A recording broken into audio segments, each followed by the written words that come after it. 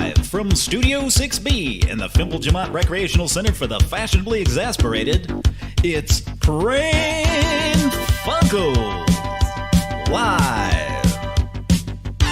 And now, join us for lots of prank phone calls.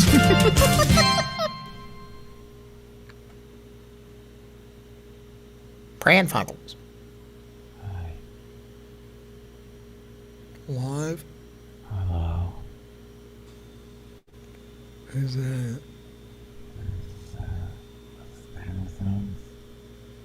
Is this Michael? Banana!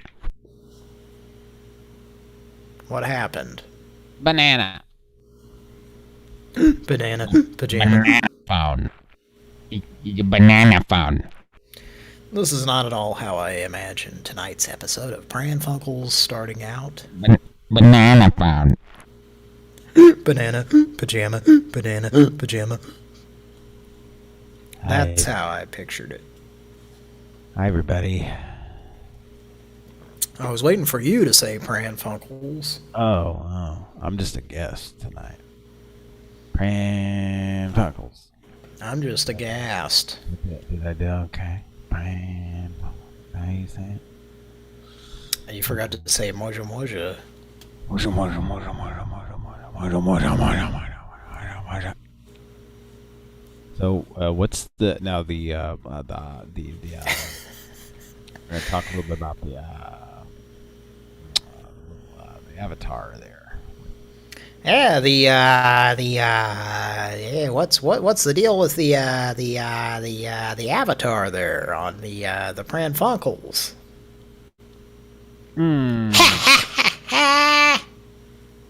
Arliss. Got a gap in my front teeth. And my name is David Letterman, and that's who I'm impersonating right now. Sound just like him. I can't tell the difference. Hey, got any gum? Yeah. Hey, got any gum there? Hey, Norm Macdonald impersonating David Letterman there, eh? On that Saturday Night Live thing that I was on for a while. They just did one episode where he impersonated Letterman, didn't they? I think so. Man, might have done two. I don't know. I didn't really pay attention to that. Mark McKinney as Paul. Wasn't it?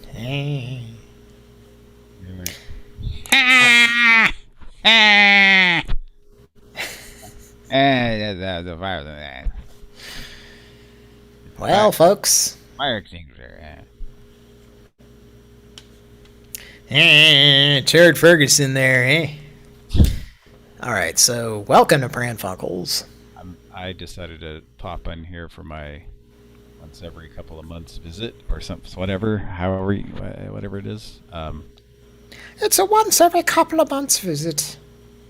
Did you guys know that I do a video game show? I think most of you did. Me and Justin do a video game show.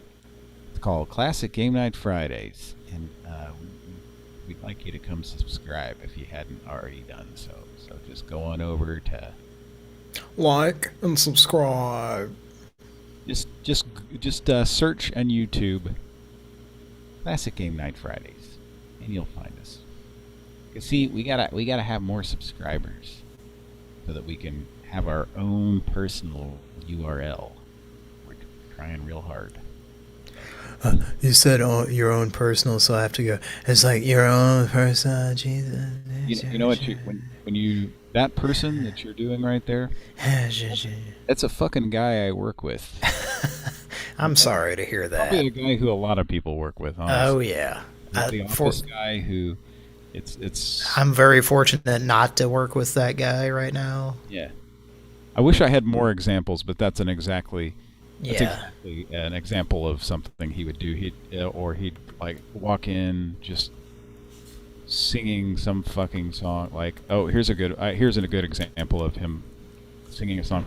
So he comes in one day and he's like, for whatever reason, he just comes walking in and he's going, "Do you remember?" God. God. Do you remember? And he kind of looks around. Nobody's responding to him. And he goes, "Do you remember?" He's like, "It's that song September by Earth, Wind, Fire." And it's like, "Yeah, do you remember?" And it's like he's trying to elicit some response, like, "Oh wow, that's an old song. You're an old soul. What a cool dude that you know what that song is." And you know what? He knows those 3 fucking words of that song. Yeah. That's all he knows. Is that because it's been used in about 2,800 movies over the past 6 or 7 or 10, 12 years. Ironically, he doesn't remember. He doesn't remember. He just knows. He knows the 3, like. He knows the thing that makes it look like he remembers. Exactly. Yeah, it's all about appearing to have a real sense of humor and know things. You don't actually have to know things. Unlike someone like myself, who does, in fact, remember something. Go on, get. Something like this fucking commercial. God damn it. State Farm, please. Please get our insurance so that we can fuck with you and go. Yeah, spend a bunch of money and then spend more money on commercials. Well, and then when you file a claim, they go, "Nah, let's see. Nah, I think you need to come up with the money." I think you're full of shit. And then maybe we'll. But did you like our commercials? I hope you liked our commercials and you talked about them at work.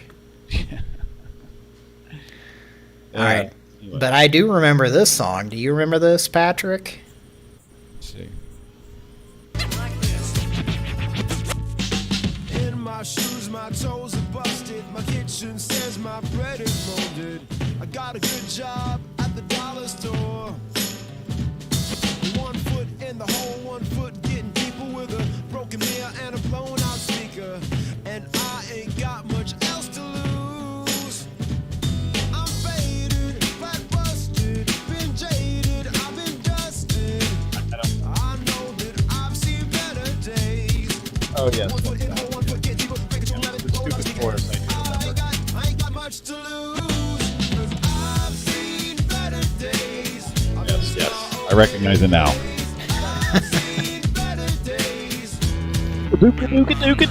Whack, whack. And the bottom drops out. Yeah. You know what that song's like? It's like something on Kiss FM. It's like Nashville with a tan. You guys discuss that song? I know we did in our chat how much that song fucking sucks and Kira was awful. talking to us in our Awful. private Pran Funkels chat.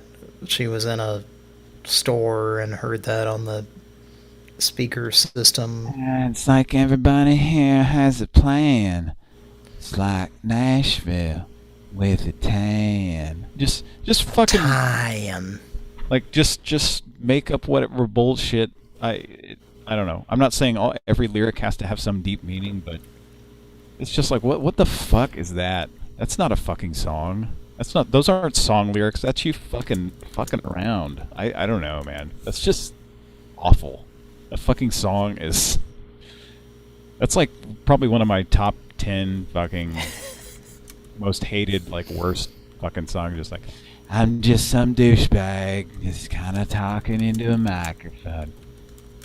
And then when it's time for him to quote unquote sing, it's awful as well. Like you wish he would just go back to dicking around talking. Gonna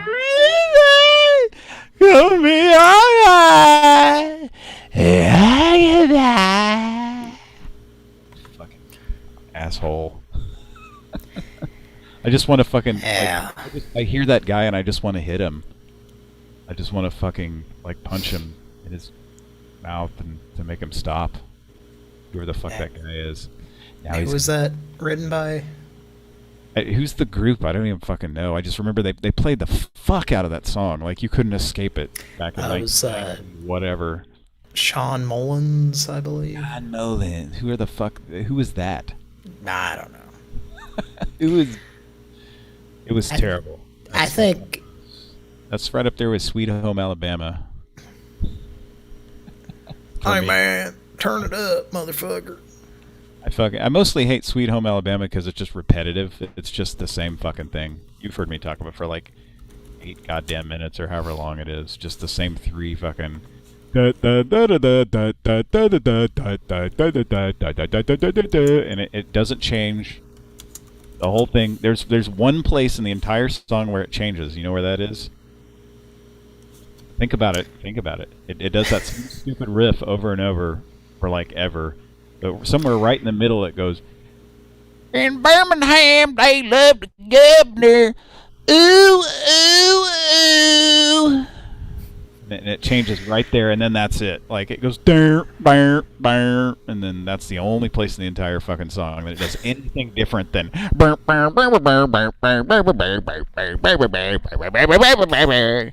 Like, can you imagine them? You know, when you write a song, you have to rehearse it a billion times before you perfect it. I have to imagine that to them, that was probably a novelty song. Like, they probably didn't think or plan on that being a hit. I don't hate Leonard Skinner. I mean, I didn't hate that song as a kid. You didn't hear it as much. But then I started hearing it at work, and there'd be, hicks that would just get so their asshole would get tickled. Yeah, so sentimental, and yeah, it's like. And then the very beginning, like, it would come on, and it says turn it up, and like, I can't tell you how many times I've like seen somebody turn their fucking radio up and yell turn it up. BB says that turn it up, man. That's what he said, or I'm gonna do what he said. Now, I'm being clever because he said that in the song, but I'm actually turning it up. Like, Leonard Skinner has some stuff that, I mean, I think I ain't heard this since yesterday. I ain't heard this since about 5 hours ago. Yeah, it's just they've decided that this is what everybody wants to hear. I don't know, but BB says that he loves Thin Lizzy, but he hates The Boys Are Back in Town the way I hate. And I kind of agree with that. I will listen to Boys Are Back in Town anytime over Sweet Home Alabama, though. But I get that, yeah. And the funny thing about that is, anybody, the people that just always were brainwashed by the radio, like, that's when they think of Thin Lizzy, that's all they know is The Boys Are Back in Town. They don't realize that, like, yeah, that's probably, to me, one of their least appealing songs. Definitely, maybe their least appealing song of their entire catalog is "The Boys Are Back in Town again." He sounds weird on it. Even he doesn't sound Phil Lynott. How do you say it? Anyway, but yeah. All right, so a lot of garbage from the late '90s like that too. So here's something I didn't even. I had a couple of songs I was going to bring up on the show. That being one of them. That last one. That's another one of the songs that we used to put in movie trailers and in movies when stuff just wasn't going right for the protagonist. He's seen better days. So I could have sworn that was the same band that did this song. And here's something amusing about humanity. Okay. So I was looking up both of these songs just now, and I did not plan this. I didn't even think about this, but of course it's a thing. So the last song, it was by, God, I was going to try to remember this, because, okay, so the last song was by Citizen King, is the band that made that. I'm already irritated.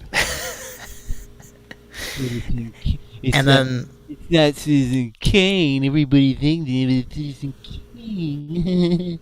Isn't that cute? Origami allegories. Anyway, is that how it goes? I don't know. It just seems like those are words that guy would say. So this other song, which I just, in my head, not only did I think it was the same band, I thought it was the same song. But it is not. It's a totally separate song. But here's a fun fact. When I've looked up both of these songs, so the last one was better. I've seen Better Days or Better Days, whatever the fuck it's called. But And when when I looked it up, the autofill, of course, said Sublime. no, And I knew it was not, but of course, like, bunch of dumbasses think that's what it is. yeah, dumbasses who, yeah, I don't know. I'm not trying to talk too much shit, but of course, a lot of dumb people have like Googled it. I mean, of course, that's Sublime, right? It sounds exactly like Sublime. I mean, it doesn't, but Nope. you know. At all. So then I was looking up this other song, which, in my opinion, sounds like it. Like, how would you not think it's the same band? Not Sublime, but this other song also autofilled to say Sublime, But those two songs weren't by the same person. and that the other song is this one.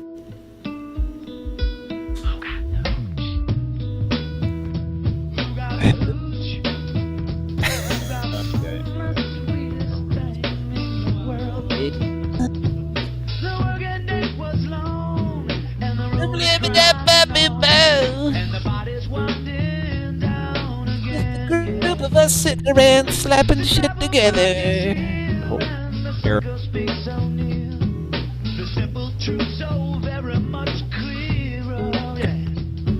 It's like a drum sample. Is this who this thing?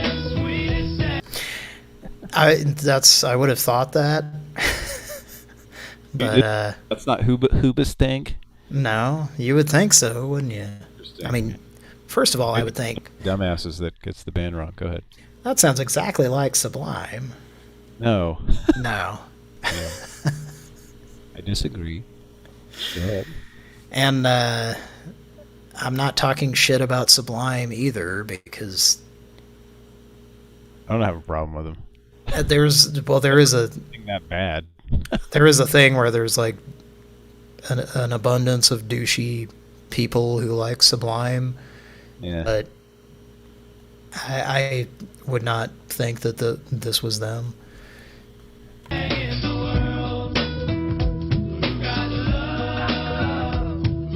Who got the freshy?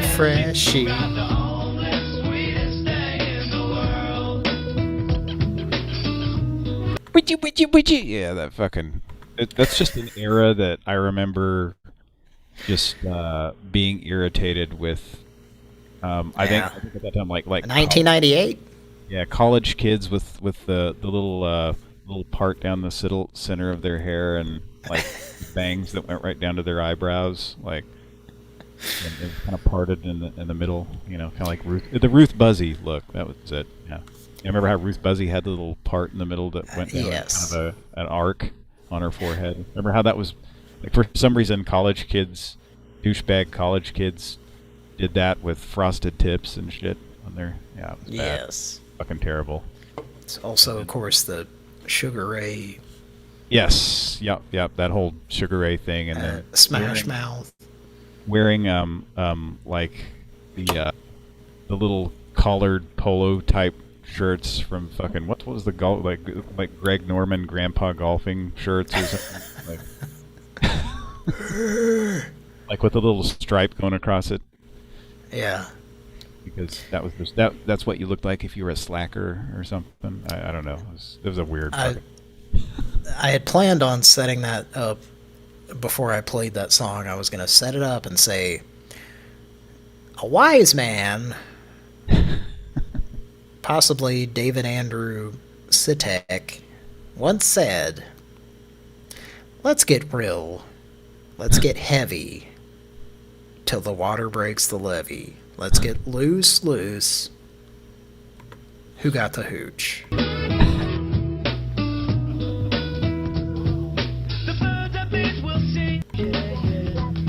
The dance of all who got the old, who got the love.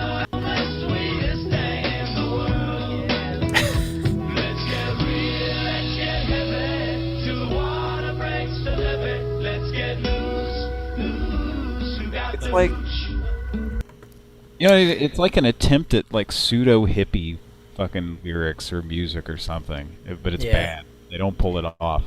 The lead singer actually kind of looks like Durs from Workaholics. Oh yeah, I believe it. The kind of guy you always see it playing in bands. Anyway, no more bad music. Okay.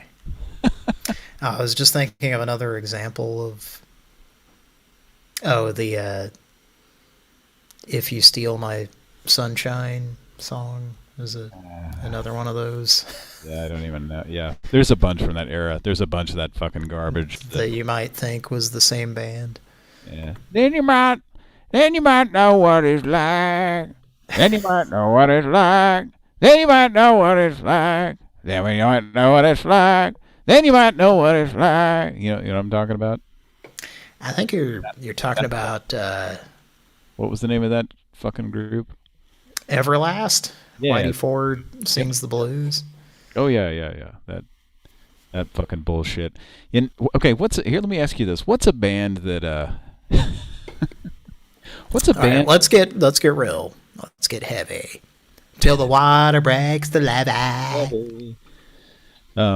What's a band that is pretty well liked by most people, but you just you've never really liked them or never understood why other people liked them. I'll give you mine, but you give me one if you can think of it. A band that everybody likes and I just can't. Yeah, a band that is held in pretty high regards by a lot of fucking people, but you yourself are kind of like, I never, bought into it. You yourself never bought into it or never really liked it. I'm sure there's a lot of that. There's so many. That's a tough question. Is it? Okay. Well, one that comes to mind, just off the top of your head. Redacted says, "Steal Your Sunshine cannot be lumped in with that other shit. It doesn't even sound remotely like that other garbage." I'm not even sure what that song is. I've never heard it, I don't think. Well... Or I have. Okay, I've heard it, but I don't remember what it is. I'm sure I've heard it.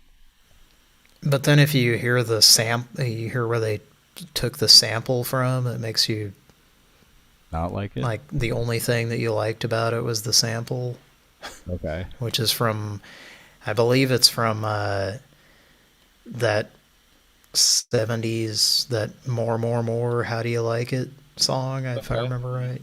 I think they sampled like a piece of that or something.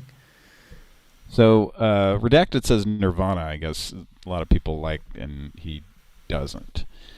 I can see that. I never disliked Nirvana. I was never absolutely apeshit crazy over them. I thought it was new and innovative when I, first kind of discovered it, and I guess about the time they put out that second album. That's pretty hard to argue with. Yeah, but it was. It was just something different at the time, and then I think by about 3 or 4 years later, I was kind of done with like grunge. So, anyway, the band that I think of from the 90s that a lot of people are like, oh no, that's really great, is fucking The Offspring. Right? Yeah. It's like, I don't know. I don't know if there's a song of theirs that I've ever been like, that's really cool, or that I really liked. I don't know. It's like there's just and they tried to pass themselves off as some kind of new punk or something, and I just never heard it. Like it was just too sugary or something. I don't know. Just too.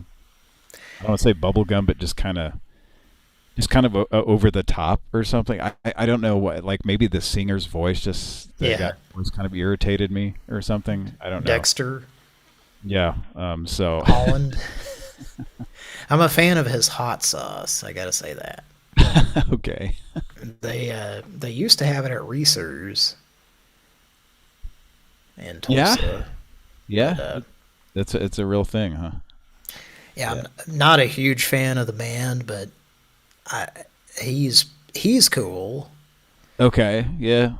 I don't know. I never really. But yeah, I see. I I definitely understand what you're saying. Then There they was got- there was a ton of that kind of shit in that time period. And yeah, the they had a couple of the radio songs, songs on the radio that were big hits or something, and then they had that other fucking song about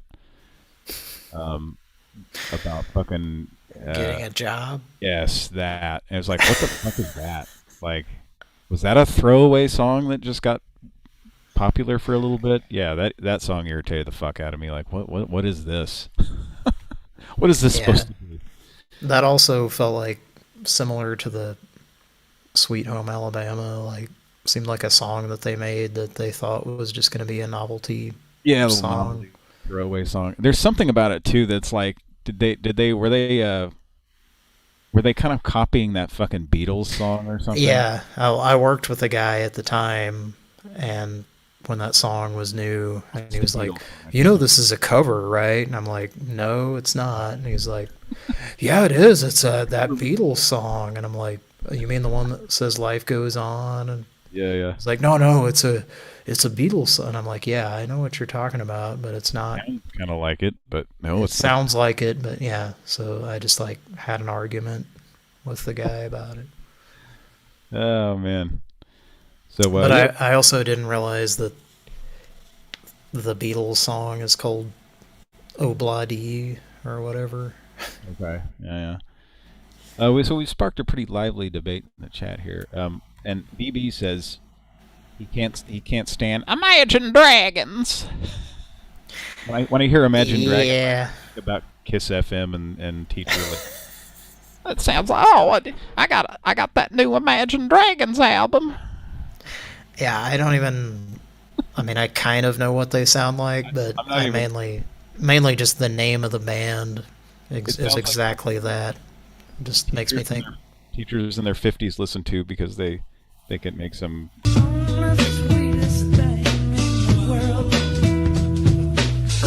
Well, do you remember this was an era when every fucking I don't. All right, please. God. This era in music when every fucking pop rock band they were all using these drum loop sounding shit, this drum loops fucking shit, and they had a guy scratching a record, It's just fucking shit. It was fucking stupid. I remember going to the Samurai Sake house one night around in that era, and there was some fucking douchebag band in there with a fucking guy on a turntable doing that shit. We're thinking, fucking shitty. Yeah.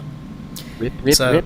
No, but I think they were going more for the corn rappy, rippity rap rock. What a great time in music Oh yeah, history. fucking amazing. I hated it so much. I was only skipping through this because it's labeled as Sublime and has like a album cover looking thing and the stuff. band, if it's not Hooba Stink, It's everything, everything. dumbass. Okay. No fucking idea, man. And then, of course, I'm looking at the comments, and it's like the #1 comment says, "This reminds me of the good old days where songs on LimeWire were mislabeled." LOL. LimeWire. Like it, and then all the other, Did a fucking virus to fucking destroy your computer in 1998. and then it looks like every other comment on this, which there are 182, are about how this is not Sublime, it's everything. Yeah. Let's just name our band Everything. Like, how pretentious is that? Fuck off. Fucking assholes. There were a lot of assholes making music in the late. There's a lot of misinformation on Google. I gotta say that. Nah. There's a lot of... I mean, if I was someone who wanted to think that Sublime made that song, there's a lot of evidence here. Anyway, let's get real. Let's get heavy till the water breaks the levee. Yeah. Well, if you bitch and complain and hire a scummy enough attorney, and you can make that song by Sublime. You can just keep telling people it's by Sublime, saying you should know, and then just just go on social media and tell people how it's the big sham that it was never by everything. It was always by Sublime, and eventually it'll just come through. To me, Well, a bunch of people will believe. About half the people in the world just believe. that's all you need. Yeah. Anyway. To me, all like the number one thing when I hear a song and I think, is this that band? And then the first thing I listen for, absolutely the first thing, is the only sweetest thing in the world. The singer's voice. Does this sound like that person? And no, like I never fucking like I never thought that sounded like No. Bradley Knoll from Sublime. Yeah. Nope. Nope. Not at all. Never crossed my mind that anybody would ever even think that. But it is funny that top comment, because LimeWire and like you would download an MP3. Yeah, and it'd be completely mislabeled. LimeWire, Kazaa, Napster. I'm trying to think of some of the best ones that I downloaded. Well, There's some ridiculous stuff. I won't go into and Cody, you probably know this. You've heard me tell this story. I won't go into detail about the event that this happened at, but it was a pretty important event that I was a part of. That a music playlist had been put together, and it was the song that was supposed to play was REM's, it's the end of the world, and instead, you know what it was? Take a guess. What it was? It was labeled that, but the actual song that played was This Is the End, or The End by the Doors. no 38 Special, Good Lovin' Gone Bad. What? Yeah, there you go.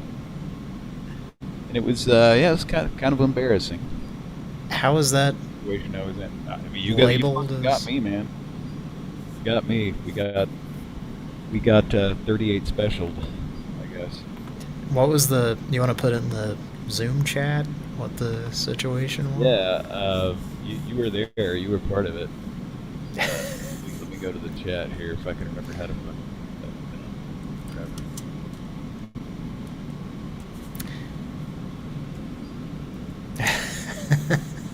Yeah, that's what I was gonna guess. Oh. Why the fuck would they play... It was mislabeled. Yeah, but I mean, that seems like the worst possible Yes. Yeah. song to play in that As that was happening, I was fucking going like, what the fuck is this? Like, why the fuck is this playing?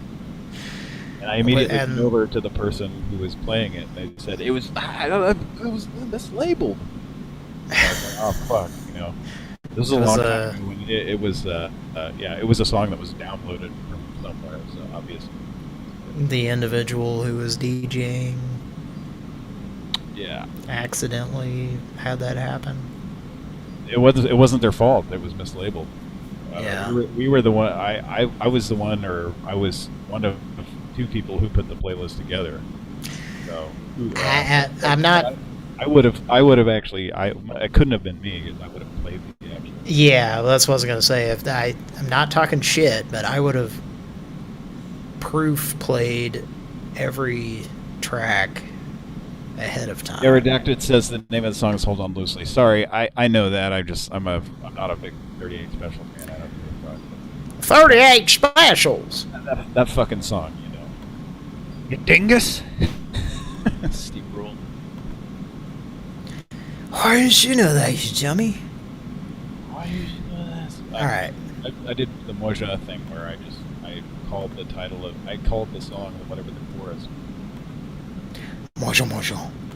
or what the first 5 words were or something. That's what Moja does. But here, one last word about shitty music. Here, let me. Total stroke of genius. You ready for this? Let's go back to that Sean Mullen song. You know, that rockabye song. Yeah, when they You know what's crazy about it is Yeah. he says rockabye. You know what's the name of the song? It's not rockabye. It's like they were sitting there and they were about to release that single, that hot new single that was going to get played. Their sphincter was about to release that single into the toilet. Out into the it is the public's ears, and then no, wait, we're not. It's not called rockabye anymore, guys. It's called, What else would you call it? we're gonna go completely fucking. We're gonna get really artsy fartsy with it here, and we're gonna name it just lullaby, right? It's like nowhere in the fucking song. Oh, fuck you. That's right. Hey, this guy. Fuck you. Yeah, I just blew your fucking mind, didn't I? Not only is it going to be a #1 fucking God, fucking terrible. Now, I worked with somebody who might be listening to Pran Funkels tonight, or might be listening to this later, and nothing against him. Okay. But I do have this specific memory when that song was new and being played incessantly. And Gonna be alright. so yeah, when it was at that part of the song, he was like doing this thing where he's like, "What's the song called?" And then it would say rockabye, and then I was like, "Nope, it's not called that." It's not. Which I probably didn't say that, Anyway, yeah, boy. because you know the politics of dancing, Thing. the politics of this beef stroganoff is really good. Feeling good, going down my throat. It feels really good going down my throat for McGonagall's. This beef feels really good going down my throat. It feels like game. God damn it, you son of a bitch. Anyway, did we have anything else to discuss before I say good night? Ah, not yet. We got a Pran Funkel to make. No, Are really. you ready? I guess. We're gonna call Senior Life Insurance. Senior life insurance. If you are currently insured, please press 1. If you're not currently insured, please press 2. Insured. In Shablubberdird. Thank you for calling. NG Plamp. Press 9 to continue.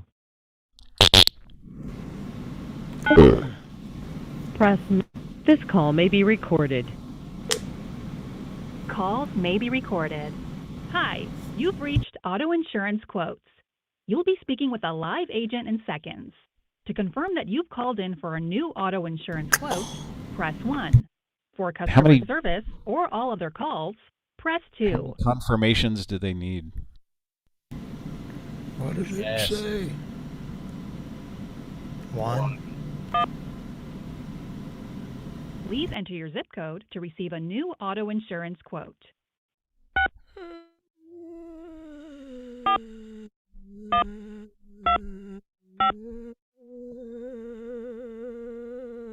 Please hold while we transfer your call to a live agent. Calls may be recorded.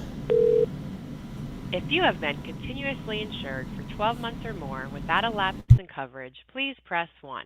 If you are currently uninsured, have had a lapse in coverage or insurance for less than 12 months, please hold for the next available agent. Hey, that's what you said. Oh no, we're really gonna get somebody. Oh, we're cooking with. This call may be recorded for quality assurance purposes. Thank you for calling State Farm. Para español, primo ocho. If you are new to State Farm and want a quote or information about purchasing insurance, press 1. If your call is regarding an accident or claim, 2. If you are currently a State Farm customer, 3.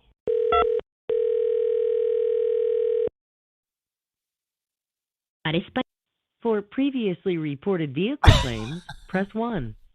For previously reported This feels like I'm talking to my neighbor, my good neighbor, property, 2. who has millions upon millions of dollars to advertise and pay sports figures to advertise on their commercials.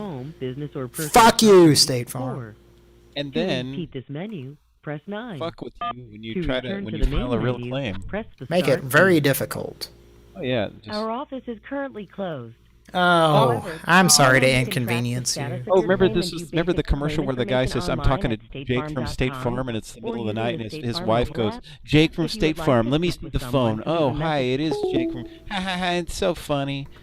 But guess what? Their office is closed, so that doesn't happen. That doesn't exist. Let's call him back. If you are I didn't currently even insured, think this was press State 1. Farm. If you're not currently insured, please Well, press. it if isn't. you It's are just something currently that funneled insured, you please down press to that 1. because you put in a, If you're not currently insured, I guess the please closest, press 2. I don't know. It's something that funneled you down to their number, If you I are guess, currently or it's insured, just a please scam. I press don't know. 1. If you are currently insured, please. If you are currently insured, if you are currently insured, please press 1. If you're Insured. not currently insured, if you are If you're not if currently you are in a currently sewer. insured, please press 1. I'm If you're in not the sewer. currently insured, please press 2. Call them and say, If you are currently insured, I'm currently please stuck press in a 1. sewer. If you're not currently insured, if you are currently insured, please press 1. Sorry, but there are no agents available to take your call right now. What is this fucking bullshit? That sounds like the Pran Funkels automated voice, kind of. Let me just real quick. I'll give you my one of I won't say many, but one of my State Farm things was I had some stuff stolen from me, and of course they came back with this. It was I don't know how much it was. You know, the amount of shit that was stolen from me was about $4,000 worth of shit, and they came back with some lowball ass thing and offer and said, "Oh yeah, here's the stuff that we can replace here," and it was like, you know, the fucking just the cheapest garbage, you know. So yeah, we're gonna give you this, you know, $1,800 or whatever it was to replace $4,000 worth of shit, and I said, no, that's not gonna. No, I don't know. I don't accept that. He said, okay, well.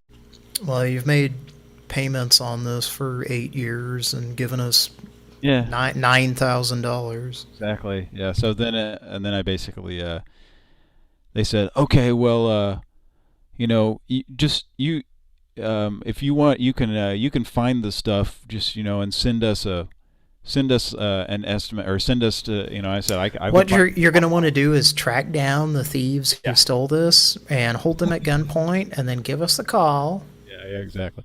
No, so I basically found the shit online, everything that was what I had, or, you know, anyway, I found exactly what I had and sent the guy, like, the whatever.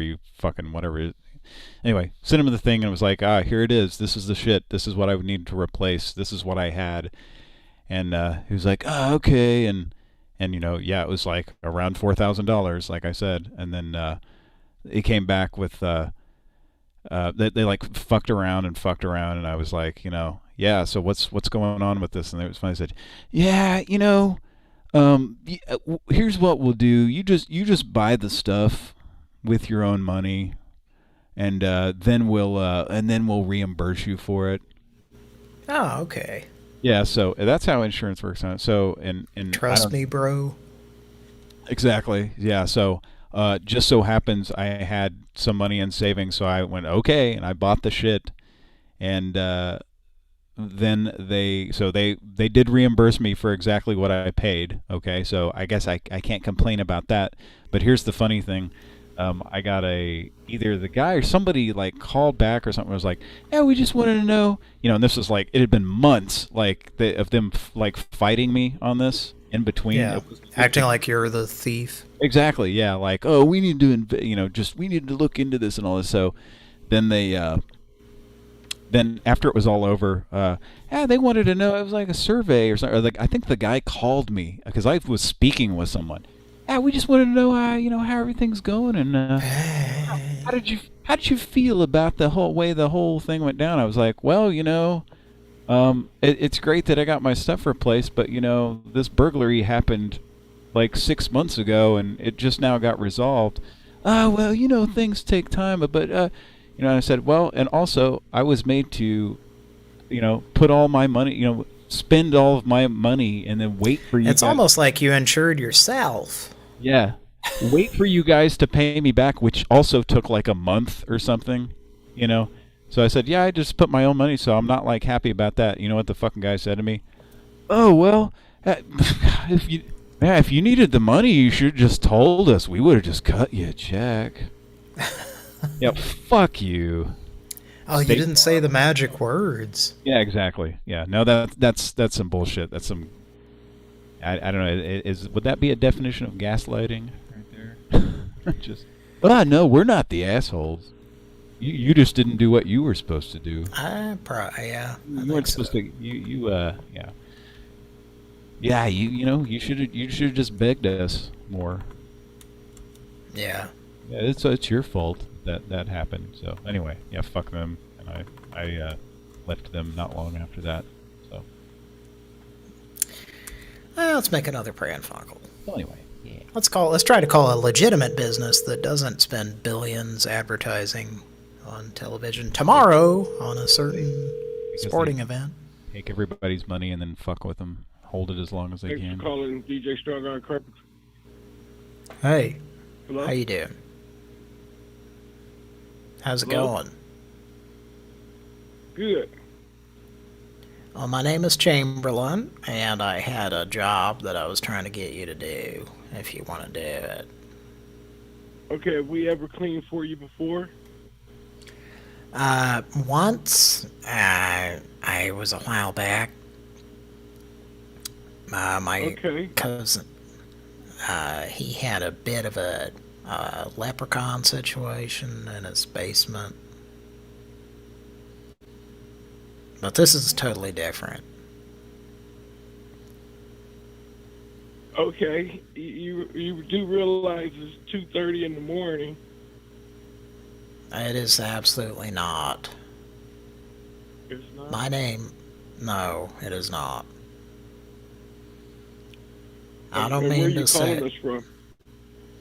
Oh, I'm in Kansas City. Kansas City. We're located in Ohio, so... Well, do you go that far? No, we don't. We've got Guadaloupes churning, and we'd like for you to take a look at them. I'm sorry, you got what? We've got Guadaloupes. Wilford has been pouring everything he has into this project, and we don't want it to stop here.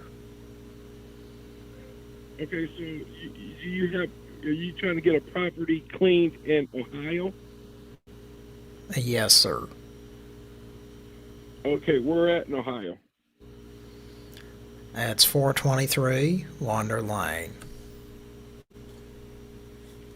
Okay. How soon did you want it cleaned?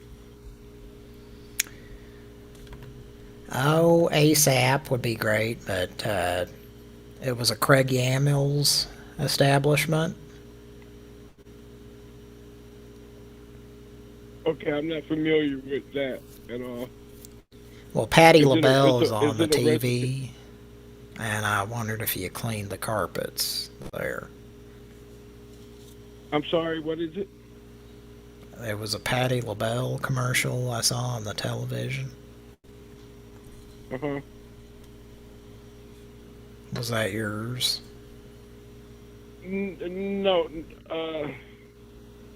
You guys advertise with her. No, sir. We don't have a commercial. But if you want us to clean the carpet, you can text that close to Akron, then you could text the address to us. We'll It's put you on the close. schedule for next week. It's close to Daniel Aykroyd. If that Never heard means of it. anything. I'm sorry. I said I never heard of them, but if Never? you want to text us your address that you need, that you want clean, and we'll put you on the schedule. We'll get back with you and put you on the schedule. Well, that'd be great. Have you not seen the Blues Brothers? Or? We have seen the Blues Brothers, but I don't understand what this has to do with Dan Aykroyd or getting your carpets clean. Well, he was one of the main stars of the film, and he was the one who gave us your number. Dan Aykroyd? Have you seen Dr. Detroit? He was also in that. Bye, man.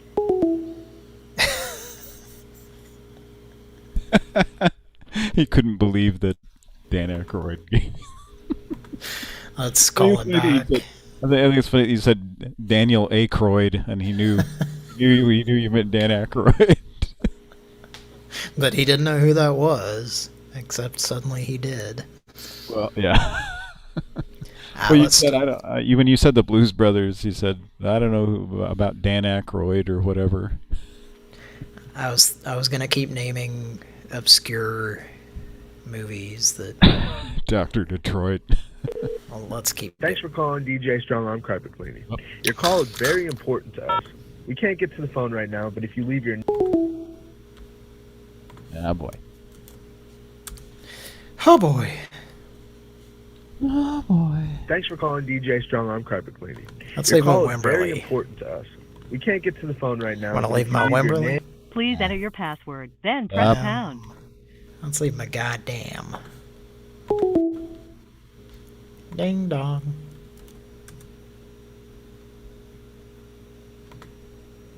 Thanks for calling DJ Strong Arm Carpet Cleaning. Your call is very important to us.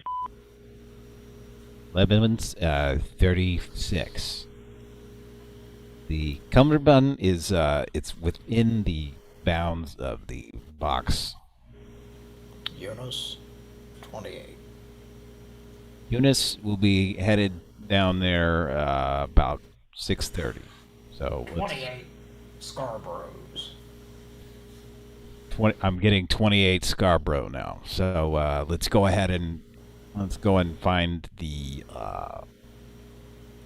It's a Tubble's a tub. Slabber with. All right, enough of this. Danny, come here. If you're satisfied with the message, press 1. To listen to your message, message review. Lebanon's 36. The cummerbund is it's within the bounds of the box. Eunice, 28. Eunice will be headed down there about 6:30. So 28 Scarboroughs. I'm getting 28 Scarborough now. So let's go ahead and find the. It's a Tubble's a tub. Slabber with. All right, enough of this. Danny, come here. If you're satisfied with the message, press 1. To listen to your message, press 2. To erase and re-record, Right. press Should we 3. hang up? To continue recording where you left off. Hang up, call back, or move on. I think he's got you blocked, so a lot of phones you block, it just goes right to voicemail. Or he turned his phone off. Well, I think it's that time in the show when we should get real, get heavy, till the water breaks the levee. That's what Bruce Willis is doing in our avatar there. Yeah, so we should talk about that. Yeah, is this, what the fuck is happening here? There's always a house involved in these. A house or a bunch of bricks or something. Yeah. Well, it's a front porch. He's sitting on a Seagram's. To me, first of all, at the top left, it looks like a Mickey's Big Mouth. Yeah, that he's eating. And it kind of looks like Dwayne The Rock Johnson. Yeah, it's something went terribly wrong with The Rock. And then I see Kermit the Frog's microphone as part of the... Yeah, or Brian Setzer. That's his microphone. Brian Seltzer's orchestra. Brian Setzer's gonna come over here. Brian. And then at the bottom right, we have Vin Diesel, who is performing fellatio on Johnny Five's cock in front of some siding. Vin Diesel's is in front of Mylon's secret castle, as you can see by the brick. Yeah, that's real interesting nightmare that's happening here. It's what these things nightmare situation. These are just automatic. You just put in some words and it creates a nightmare for you. The real nightmare takes place inside that window at the top right that's kind of lit up. If that is a window. I think that, I don't know. I think this might, I can't tell if this is one of Wes Craven's old nightmares or if this is his new nightmare. This is his ongoing nightmare. Wes Craven's, his name being spray painted in the background of a Street Fighter. Yeah, well, that's his Uncle Bill. Mr. William Cravens. Yeah, Bill Cravens. Grandfather of coin-op games or something. There's a whole thing about him. Why that was there. Okay. Hey, BB7's here. Let's say hi to everybody in the chat and thanks to our people. Are we going to do that now? Let's say hi to the people in the chat. I'll say hi to... Here for the comments. Hey, BB7. Here for the comments. BB, Peter Lee. Redacted. There was also Mystery Hamburger. Yeah, Mystery E Hamburger only has one comment, and that is, "Don't hold back. Tell us how you really feel." And I think that was when I was unloading on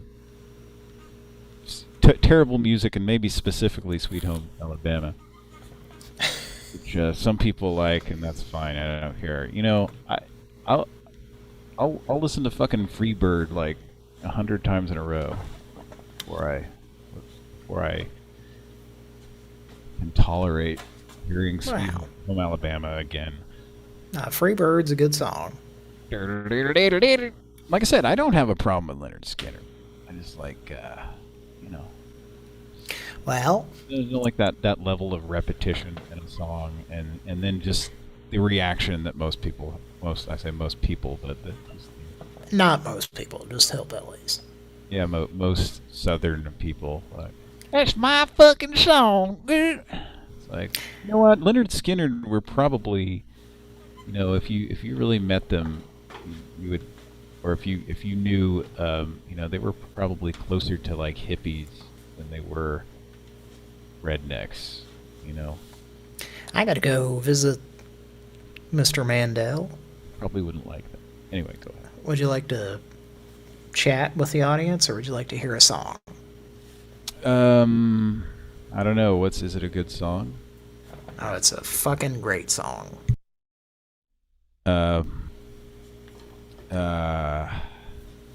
Sure. I mean, I can chat while we play the song, or do you want me to just be quiet? Nah, you can chat while I play it. We'll be right back. All right. Let's hear this. Oh, yeah.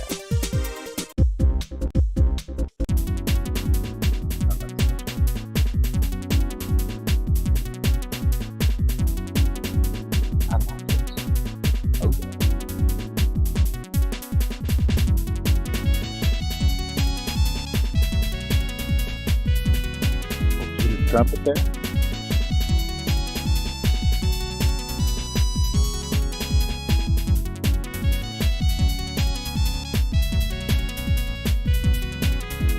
This is a cover of a Leonard Skinner song.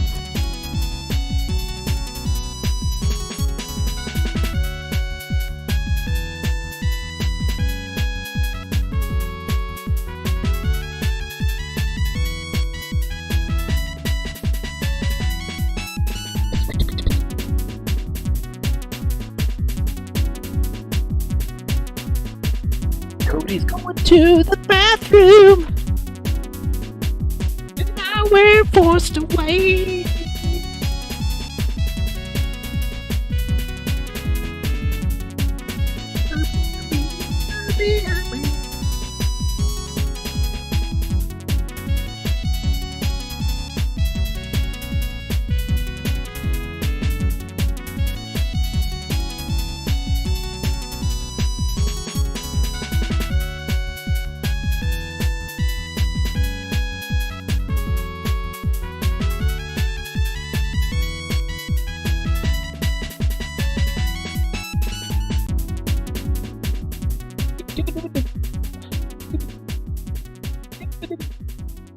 You're listening to Smooth Video Game Music. I'm your host. Up next, we got some more video game music. Maybe. I don't know. Maybe we don't. There we go.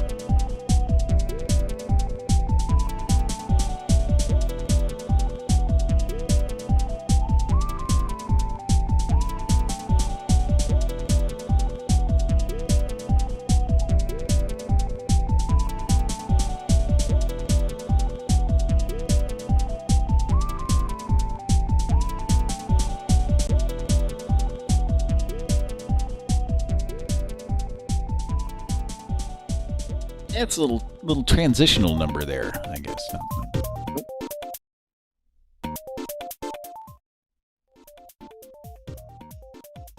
Yeah.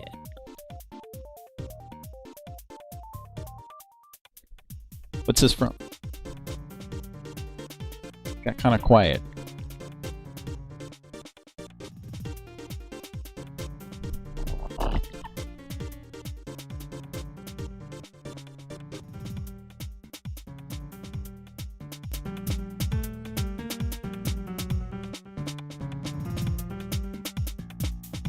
Cody's going to be right back. Here for the comment says, so Cody recovered from the Cody vid. Yes, he did. Thankfully. Now we just got to deal with this Bruce Willis nightmare.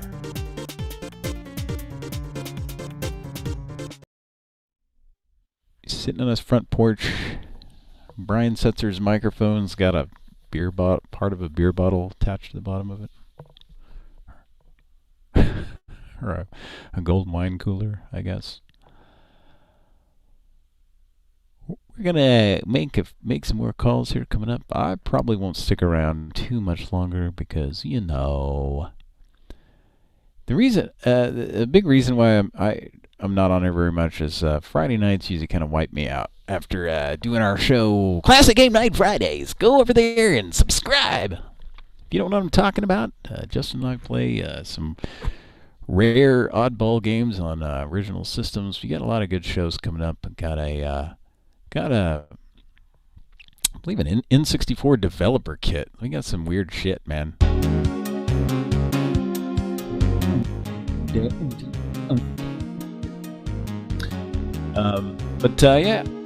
If you didn't know, we do a Friday night live stream of the video game show. Go over to search Classic Game Night Fridays. Go over there and subscribe and shit, okay? I think most of you know it, though. Most of you regulars. If you are subscribed and you watch, thanks, man. But anyway, Friday nights usually kind of wipe me out. So a lot of times, Saturday night, I just need to get some rest. But every once in a while, I drop in, do an hour, maybe two. And it's just fine.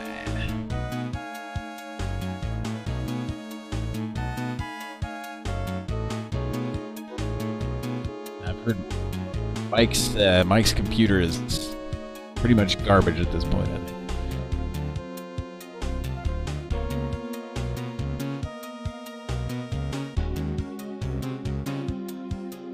Boom, boom, boom, boom. Boom, boom, boom. Boom, boom, boom. Hey, B7! There's too many wine coolers. I would agree with that.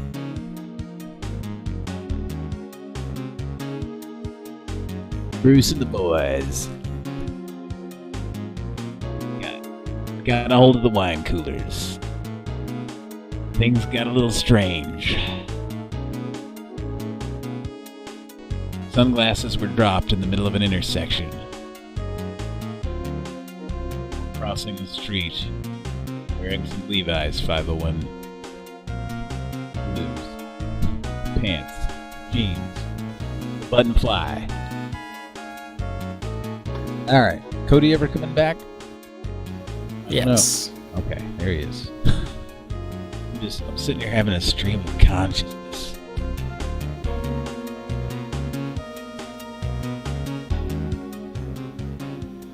You should play that little thing that a friend of ours sent earlier. By the way, Takaho Dembowski's here. Welcome. The thing that was that SNL thing with the 3 or 4 guys impersonating.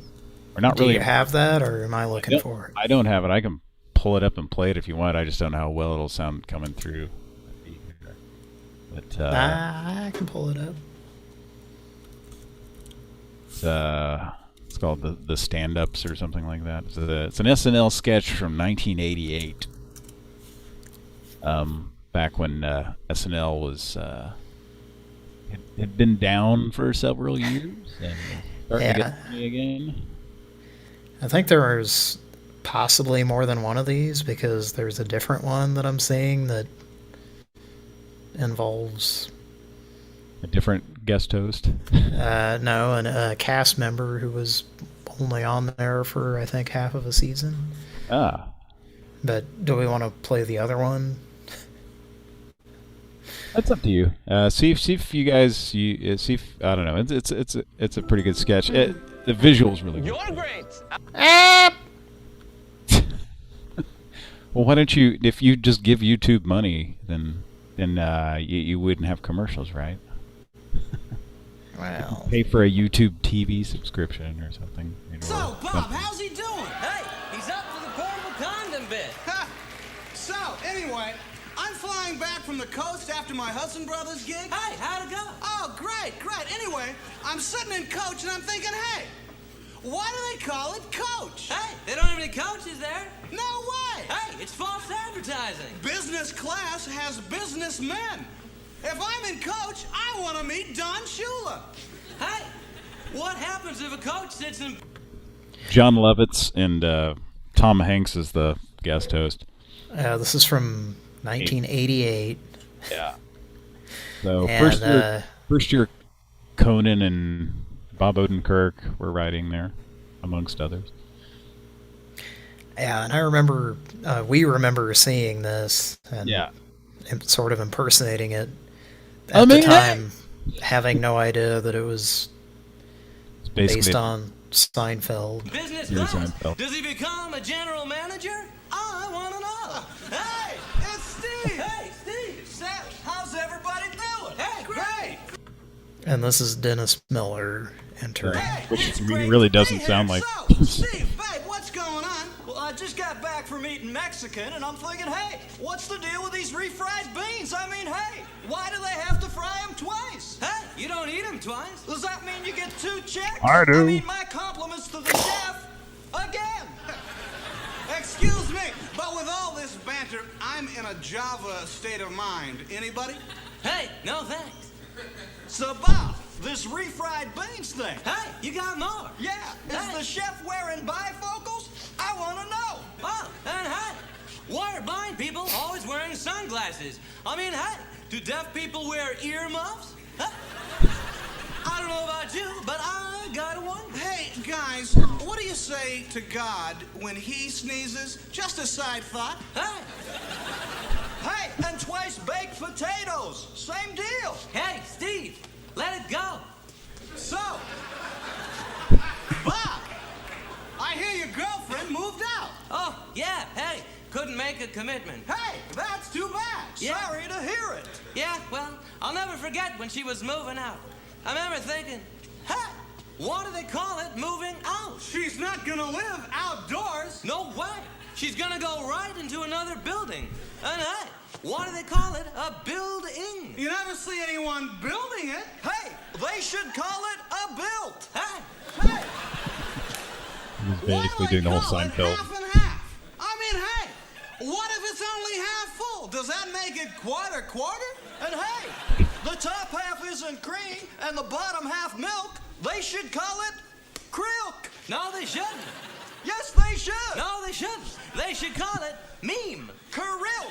Meme. Krilk. Meme. Krilk. Hey, guys, I mean, hey, guys, no man is an island. What about that Gilligan's Island? Hey, what do you mean? Where did the Howes get all these baskets of clothes? It was a 3-hour tour. A 3-hour tour. What are they gonna do? Change their outfits every 10 minutes? I have got to know. Hey, Jack, how'd it go? Hey, hot crowd, I'm saying. Dana Carvey. That's, of course, Dana Carvey here. I'm really scored with my Gilligan's Island bit, yes. Gilligan's Island bit? Oh, yeah, the whole 3-hour tour thing, yes, indeed. Hey, that's Bill's bit. Oh. Bill's bit? Excuse me, I got a set to do. Hey. Hey, great minds think alike.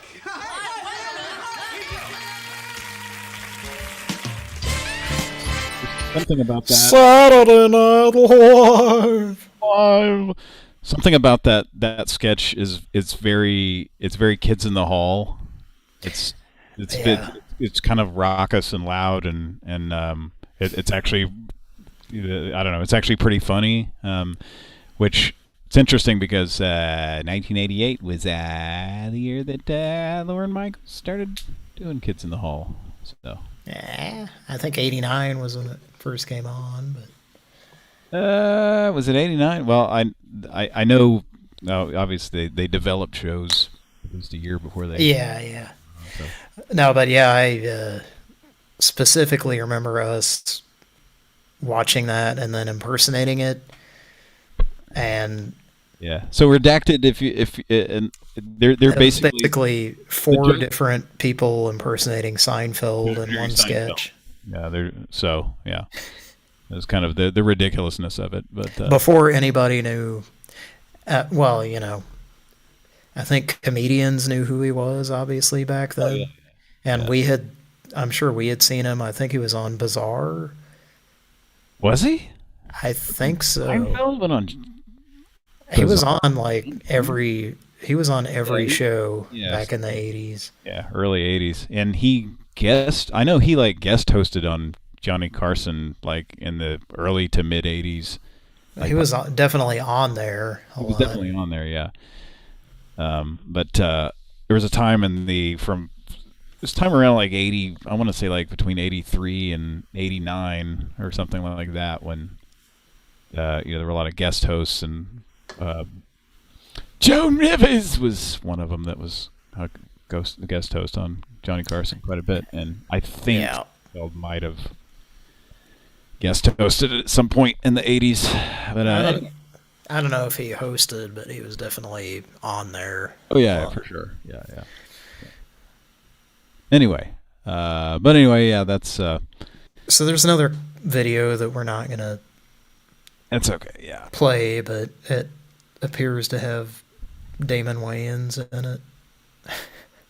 Oh, okay. Damon Wayans he was on there for a very short period of time. He was on there for half a season. In 88? From what I heard. Something, yeah.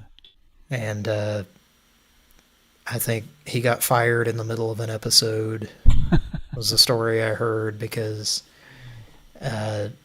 he got pissed off because they kept telling him like he couldn't impersonate anybody that Eddie Murphy had impersonated. Oh, okay. Which pretty much narrowed it down too much. So he was just kind of pissed off, and they did a sketch that he was just kind of supposed to be a background character in. Okay. And he kind of played the gay men on film character when he wasn't supposed to, and I guess it pissed Lorne Michaels off. And it got too many laughs. Yeah. I don't know if it got any laughs because it didn't That's funny. Didn't really make any sense for him to do that, but I think he was just being pissed off. Yeah. The redacted says John Biner's Bizarre. Yeah, that was we've talked about watching that when we were kids, when it was in with the TV version, the regular over-the-air TV version was so. Yep. Bizarre with John Biner. We'll have to look that up. Was Jerry Seinfeld ever? Because there was a time when that show they would have comedians. I remember Victoria Jackson was on there. So they had on John Biner's Bizarre. They had the curtain, quote unquote, behind him. The big wood thing, that came down. The thing that it was, like wooden or sheet metal or something. Yeah, a little bit of both. Yeah. So I have this specific memory of some comedian going on there and like accidentally hitting it with their elbow or something and like denting it and then commenting on it. Okay. And I could have sworn that was Jerry Seinfeld. That's possible. But I could be wrong. I could be way off. I'd almost completely forgotten that they used to have comedians like just do stand-up every once in a while on there. And I mean, it's that much less time that you have to have sketches. I'm seeing just the little notes on on Bizarre TV series IMDb just right off the top here. Created by Alan Bly, Bob Einstein, of course, Funkhauser. John Hemphill was one of the SCTV writer. SCTV's John Hemphill, who didn't he pass away recently? I don't think so, but did he, or who am I thinking of? Anyway, maybe I'm just. But let's see.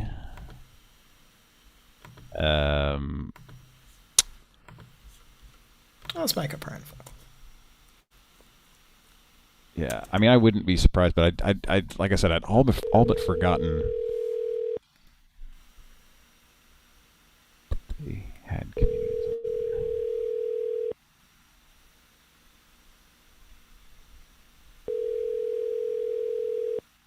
Maybe they didn't.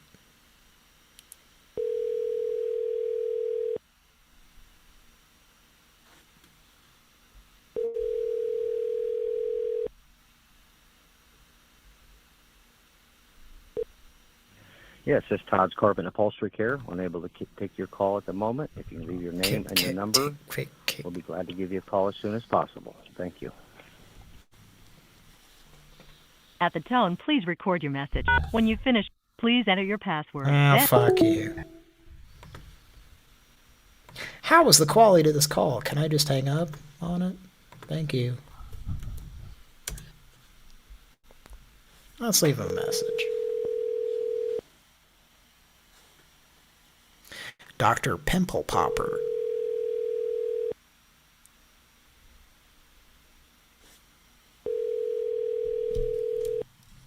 Dr. Pimple Popper.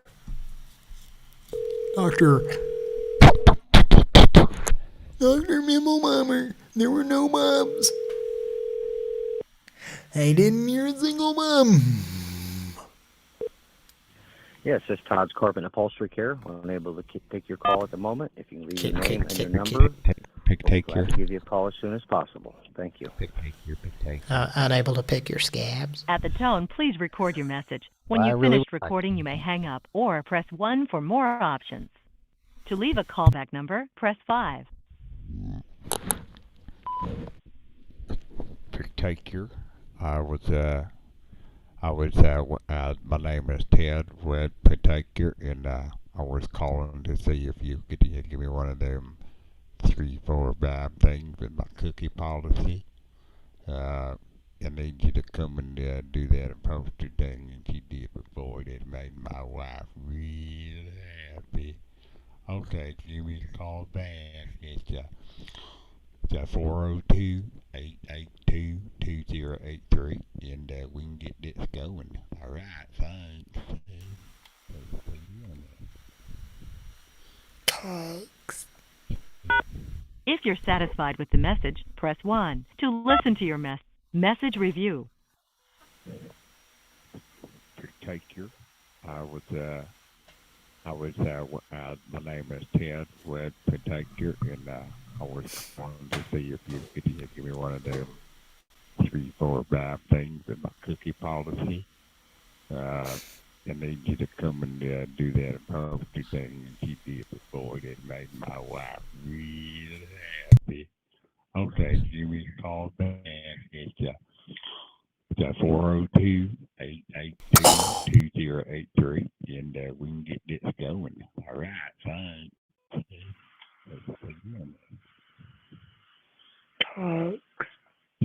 If you're satisfied with the message, press 1. To listen to your to leave the number from which you are calling, press pound. To leave another callback number, enter the 10-digit number, then press pound. If you'd like to make this more complicated,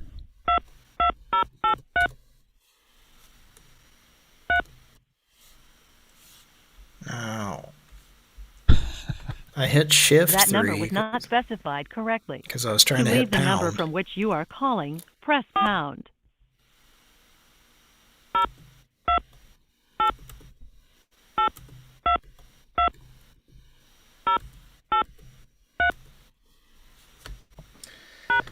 Phone number 402-882-2083. If the number is correct, press 1. To re-enter the number, press 2. No, it said 8. Okay. 2. It said 88. Phone number 402-882-2083. If the number is correct, press 1. To send your message with normal delivery, press 1. To send, thank you. Your message has been sent. It's urgent.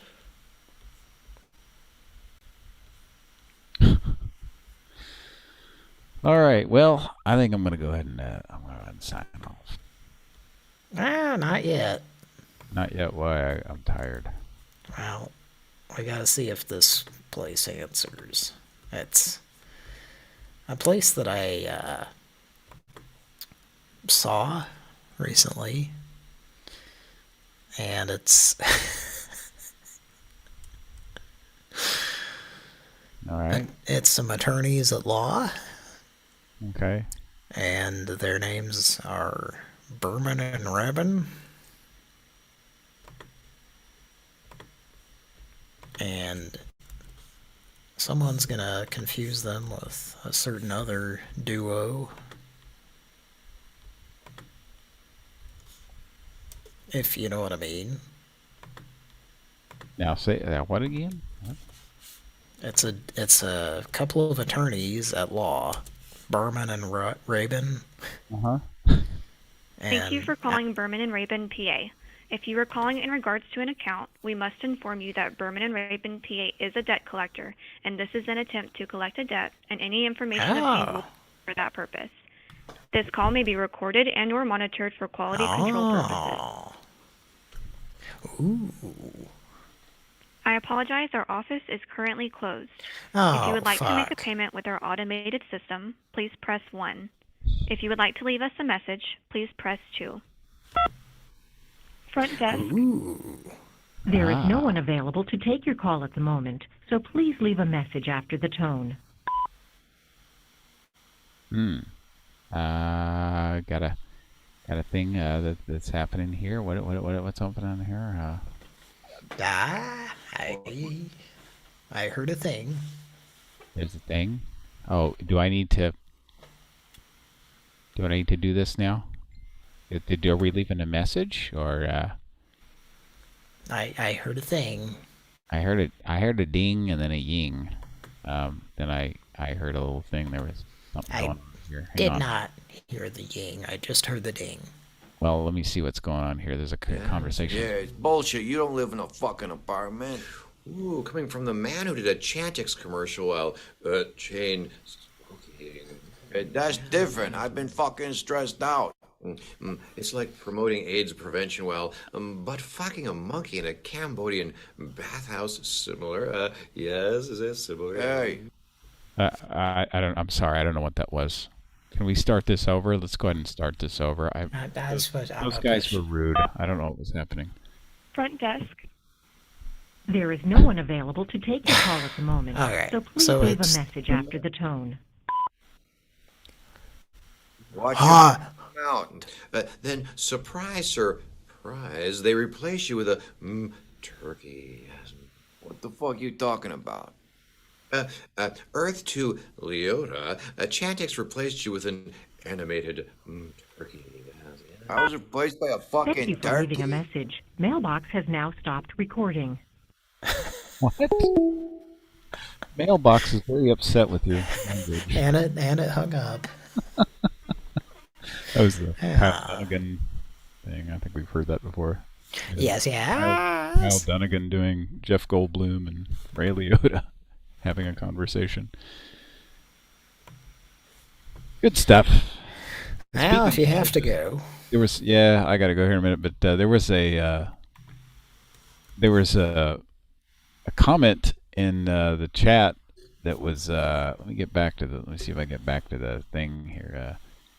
I think it was BB made a comment, said something about Jurassic Park, and it's interesting because I watched that today with my kids, and I would just Jeff Goldblum in that. It's just you just realize like he's just playing himself in that. Yeah. I mean, I guess the character's kind of a smarmy bastard, but like it's just him being himself. And the other thing I kind of noticed about that was 1993, and I was kind of commenting to my wife on Jeff Goldblum's at that time very like I guess you could say like very ahead of his time, stylish little rectangular frames, the glasses. Yeah. Like, at that fucking time, like holy shit, like what is that? I remember thinking those glasses looked really weird. Like look at this crazy weird guy with the little square, rectangular frames, and cut to about 2 or 3 years later, and every hipster in the world was, and now like you still see people wearing the little rectangular small frames, and it's yeah. But back at that time, the round glasses were 93 or whatever were more. Yes. But anyway, I just thought that was kind of interesting. But watching him in Jurassic Park, he's just so very Jeff Goldblum-y. So I hadn't seen him in a lot of years, but yeah, he was really blooming. Life finds a way. He was Jeff Goldblum. The bloom, what was not off the rose yet. Yeah. Yep, and he's always so that and that it's interesting too. As I was thinking, since that movie, he's always kind of been like that movie. He kind of became the guy with stylish glasses, even in real life. He's always got some funky glasses. He's always got some fun fish glasses. He's always got some fun fish glasses. So yep. So yep, he was he was about 40 years old when he did that movie. So anyway.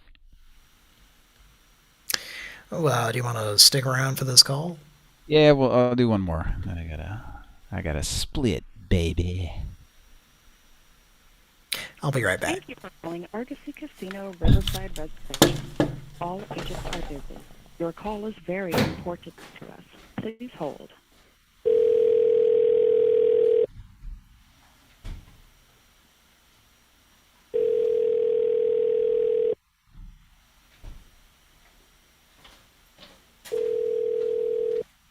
Hi, I'm Jeff Goldblum. Argosy Hotel, this is Jamie. How can I help you?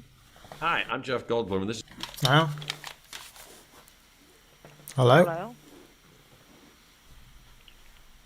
Hi, I'm Jeff Goldblum. Hi, I'm sorry, what's going on? Who am I speaking with? Argosy Hotel, how can I help you? Hi, I just had a couple of questions about your rooms. What's this one? Oh. Hello? Yes. How can I help you? Hi, I didn't mean to interrupt anything that was going on there. I just had some questions for you. Yes. How many beds are in the rooms? It depends. You can either have one king or two queens. Well, I lean towards the Spin Doctors title, to be honest with you. Okay, I don't know what that is. It's two princes, I believe. Oh, that set her off. Boy, she was not too interested in speaking to anyone anyway. Not even Jeff Goldblum. All right, what was the song? What song? The Spin Doctors. Two Princes, yeah. Okay, I was correct. Okay. And then they had a different one too, didn't they? Little mess, little mess, little mess, little mess, little mess, little mess, little mess, little mess, little mess, little mess, little mess. Can't be wrong. I got some fucking awful music.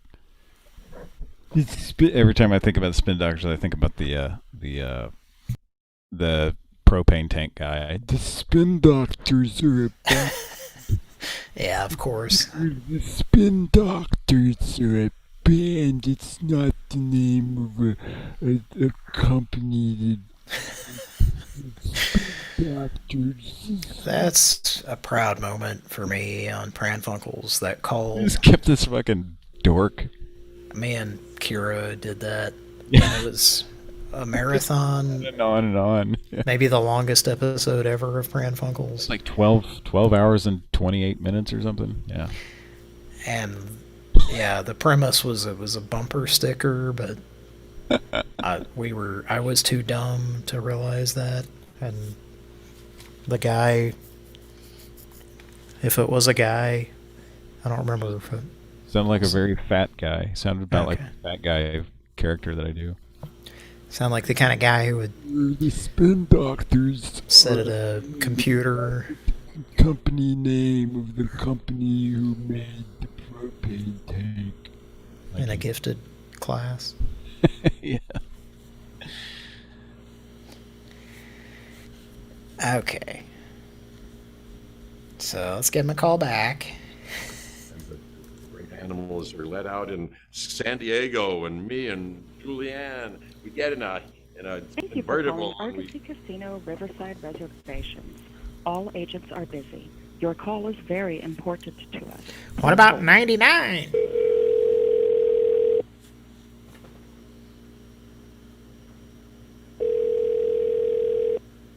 Argosy Hotel, this is Jamie. How can I help you?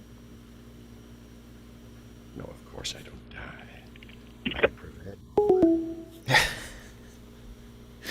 They're just like, yeah. I meant to tell you to do the fat guy character, but oh boy, I don't know. Now, how drunk are you? I haven't been Not drinking at all.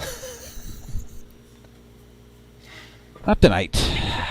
Argosy Casino Riverside Reservations. All agents are busy. Your call is very important to us. Please hold. I'll start it all. Argosy Hotel. Hi, how are you doing?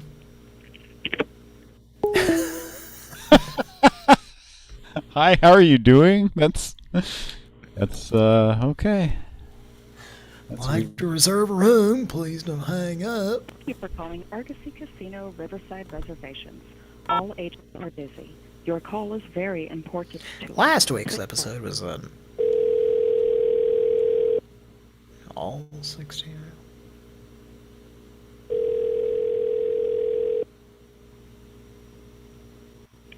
Argosy Hotel, this is Jamie. How can I help you? Like to reserve a room, please. For what day?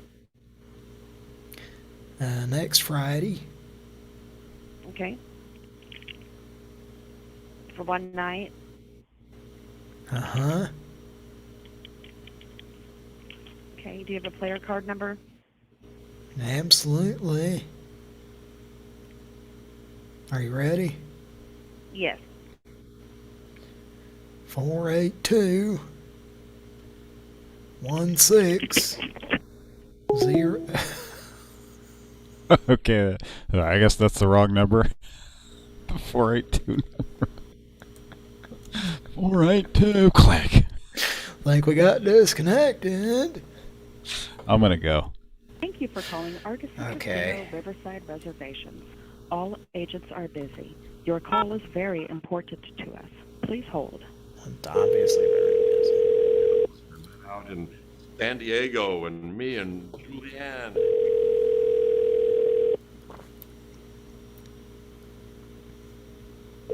Ever good or funny? That's what I said. Oh.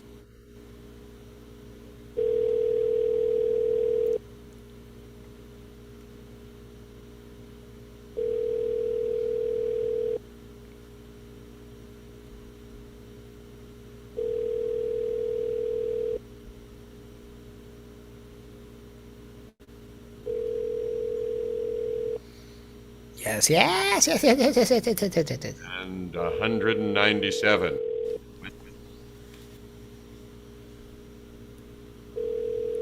197. All right, I'll give her a call back later. Oh. Was that still Kyle? No, not Kyle. Kyle Dunnigan. What? So that was actually Jeff Goldblum? Yes, that's actually him. Yeah. That's what I was wondering. Talking, yeah. Looks like a... So, well... Yeah, me and Julianne, of course, had sex! Yes, yes. Did you know he shares a... I believe he shares a birthday with Bob Odenkirk. I never knew that. October 22nd. Interesting. Yes, yes. Yes, October... Yes, yes. October 22nd is Bob Odenkirk. He's exactly 10 years older than Bob Odenkirk.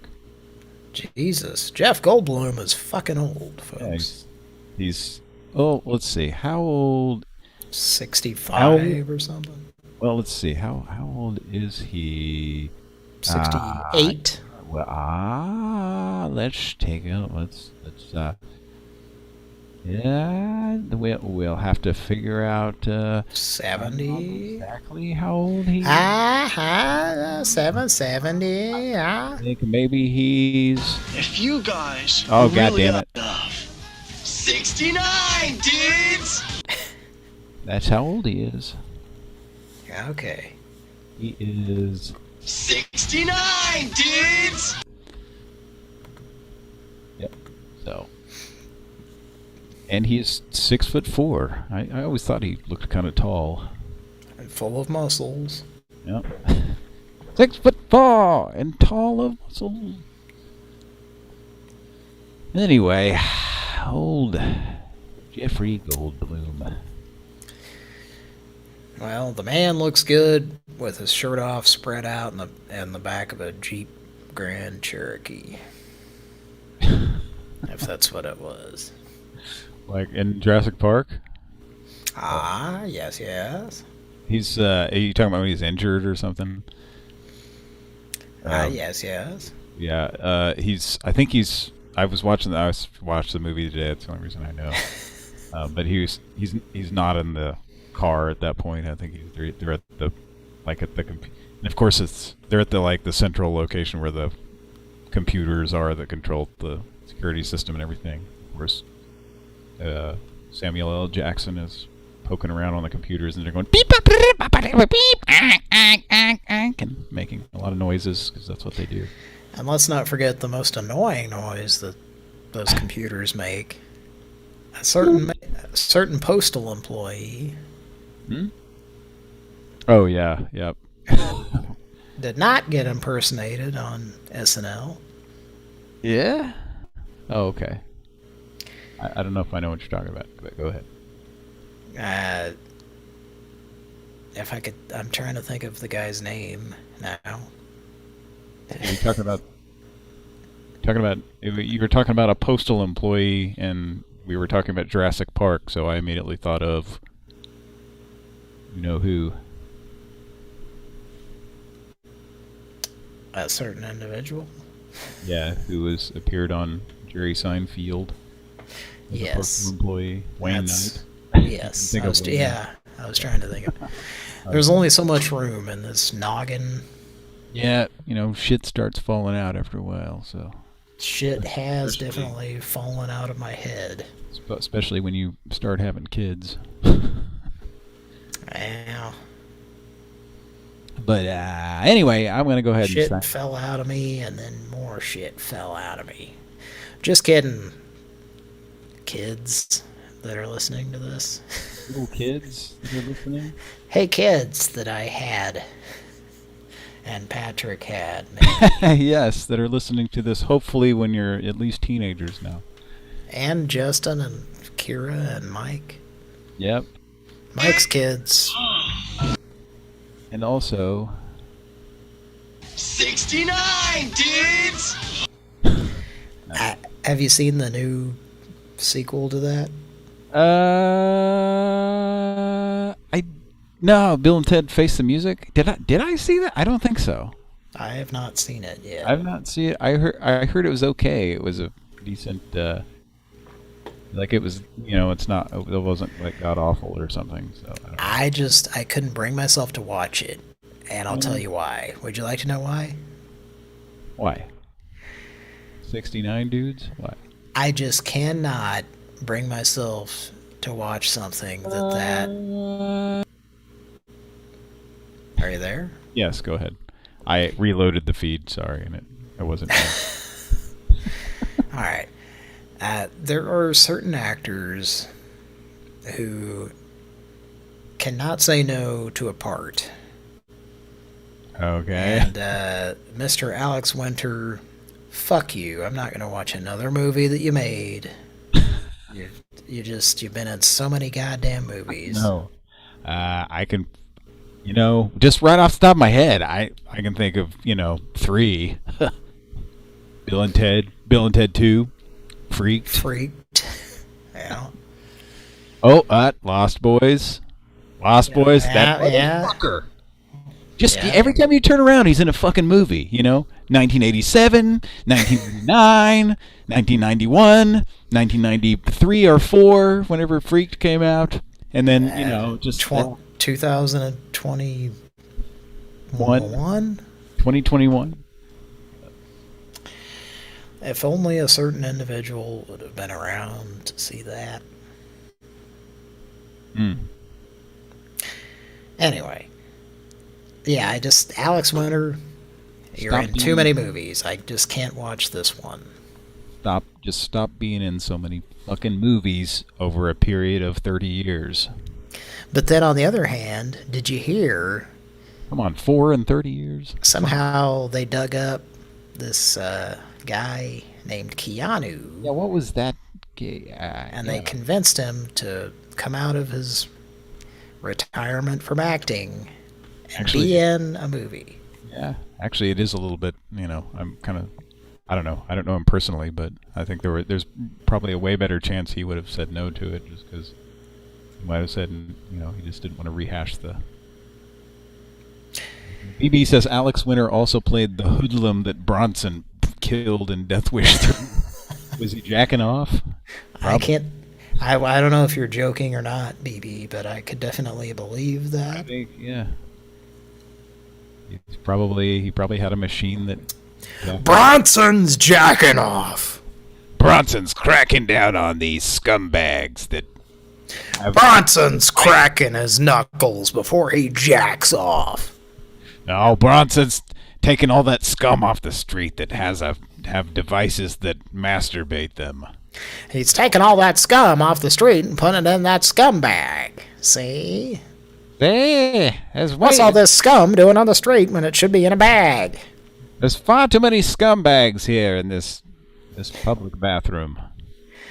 The scum that's in these bags? Well, if a certain devil had his way, it'd all be in a certain box. All the scum, but this bag is keeping this scum from getting in this box. You see? Yep. It's preventing it. He says seriously, yeah. And it's a prophylactic, if you will. Prophylactic. Oh boy. It's it's funny because I always, like, when I was a little kid, I'd hear kids talking about rubbers. It's a rubber. It was always called a rubber in a joke if you were telling a joke about, and then the guy puts on a rubber, well, it was, when I was like 8 or 9 years or 10 years old or whatever, telling these jokes. So I remember, with that knowledge, I remember, I think I had maybe even, I have this memory of us being on a trip with our grandmother and great aunt. Oh, this is going to be a good story, folks. Yeah, and I think it was the year we went to Silver Dollar City when we're bored out of our fucking minds.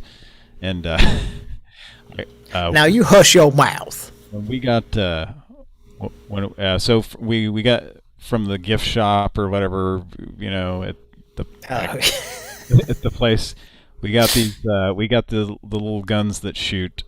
It was a little cheesy little gun that shoots rubber bands. Yeah, it was a wood. Yeah, with a little clothespin on the end of it. It was made out of wood with a band. Somebody on a bandsaw cut it out. And I just remember our grandmother and her sister, our great aunt, calling them rubber guns. Can you put away your rubber gun? Yeah, like. Now, do you like your rubber gun? And I remember just trying not to laugh at that because I was I think it was about 13 or 14. So, and I think I might even have explained to you why I was laughing or something. I think you would have been about 9 or 10 or something. Well, around that, probably maybe a year before that, I have this very vivid memory. Okay. For sure. Yeah. Because I would walk home from school. This was back in the day. It was back in the day when, kids would walk home from school. Yeah. And we lived fairly close to the school. Mm-hmm. So I came home, and I think I might have even, my friends might have been walking home with me. And there was this thing in the front yard. Do you remember this, Patrick? I don't remember it being in the yard, but I think it was in the street, out in the street. Wow. A specific friend who lived a couple of doors down from us. You can pointed it out. It may not have even been the same time you're thinking of. Well, I came home and there was this thing in some kind of wrapper, and I think my friend was with me because he lived down the street, so he would walk home with me and then go to his house. But we picked it up and I was like, "What is this?" And I remember, and I'm just accessing my files from just the visuals, and I just remember there was a drawing of a man doing something. It was direction back or something. Yeah, there was a drawing of what to do with it or something. Okay. And then I opened it, and it looked and I remember thinking it looked like a garbage bag, a little piece of a garbage bag, but except that it was yellow, kind of yellow orange, or right. Kind of looked like a balloon. Yeah. So yeah, did we have a noise there? I didn't hear anything. I heard you go blank for just a split second. Yeah, go ahead. Yeah, anyway, I pulled it out of the package and kind of threw it on the ground and didn't know what it was. And I don't remember this. This isn't the same story. Okay. So anyway, didn't think that much of it. I was just like, what the fuck was that? And then went inside and started playing Hudson's Adventure Island or whatever, And then, later that evening, an hour or two later, maybe even the next day, but probably that same evening, our mom came home from work and came in and, I was probably watching Ninja Turtles or something. Charles in Charge. But she might have waited until the whole family was gathered around the, dinner table and to bring this up. But do you not remember this? Maybe, I don't know. So she was like, I came home and there was a rubber in the front yard. It was a big yellow rubber, and it was all spread open and just draped across the grass. It was a yellow rubber just draped. It was just shining bright. Shining in the sun. And then she, she just was very dramatic, and then like made a big point to you and me to explain what it was for. Yeah. And let me reiterate, I was probably in like 4th grade at the time or something. Yeah. And back then, there was not the internet, so, I didn't know what putting a dick in a pussy was. It's all about.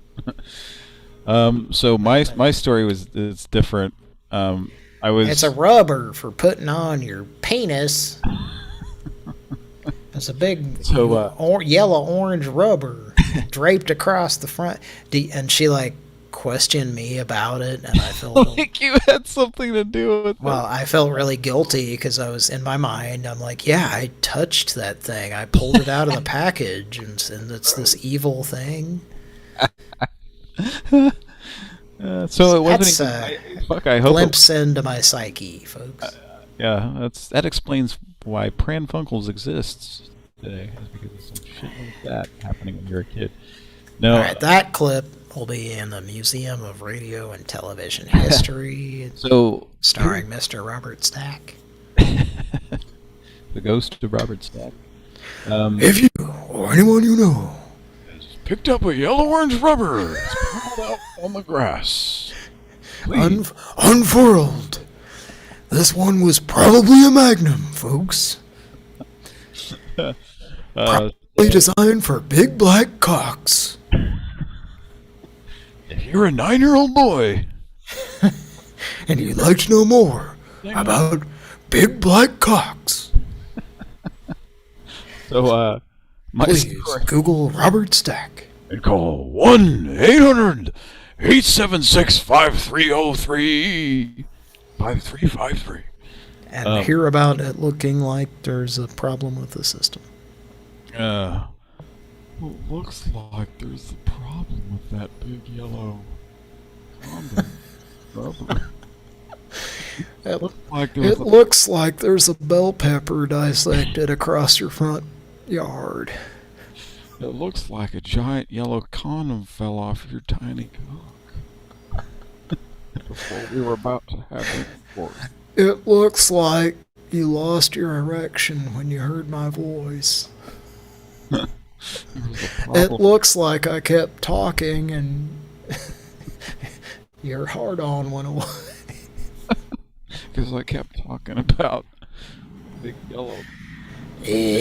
So my story was... Mama keeps opening her yip, and it keeps... I keep thinking about the Korean War there, and how Paul ain't volunteered for it, even though it happened before he was born. Yeah. So,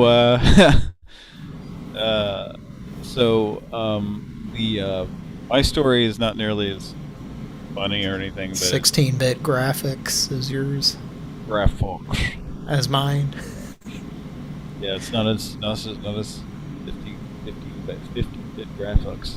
But this guy, 16-bit graphics. So my story was just, I think I was riding bikes with this kid a couple of doors from us there, and 3 doors. Yeah. Yes, but he like I'm pretty sure it was either on a weekend or after school or something like that, and I think it was like out in front of his house in the street, and we were or I think we were just like kind of farting around riding bikes, and he looked down there and he was like, "Whoa," or something, and I knew exactly what it was, and I was just kind of laughing about it, and I said, "You know what that is, right?" And he's like, "Oh, I don't know, it's like a balloon or something." And I said, "Look how big the part you put your mouth on is," and and I was like, "Yeah, that's a condom or something." And then he was just like, "Oh," like he'd never seen one or something. I don't know, but he was like, and I was like, "Yeah, if you see a balloon and the part you put your mouth on is that big, it's probably not a balloon." And we kind of laughed about it, and I said, "Well, now I've seen everything. That's really where the rubber meets the road." And that's my time, folks. Hang on. And that, folks, is where the rubber meets the road.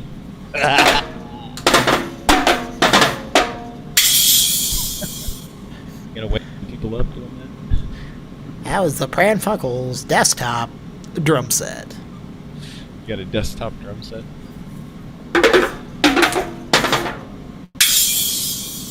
I think there was a Nickelodeon thing that would do that.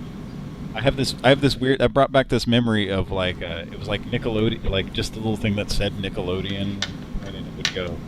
There would be like just an E chord on guitar. It just go bring, and then it go or something like that, and there'd be like the visual was like a kid or a person like pulling up chairs or something and then sitting down in front of a TV. Can I use this chair? Yeah. Well, a kid from Oklahoma wrote that sketch. That Mr. Show sketch? No, I'm kidding. There was a whole thing. If you ever watched just real quick, what I'm referring to is when David Cross did his comedy tour back in 2002, the one we saw him in Dallas, I think. Yes. There was also a companion video with that where he had somebody just going around filming. Oh yeah, that documentary. Yeah, thing. So there's a documentary about that tour. Or it was like he talks about at that show, like he would usually kind of fart around and mingle with people, and he would just end up running into people who had seen the show or whatever. He'd go places.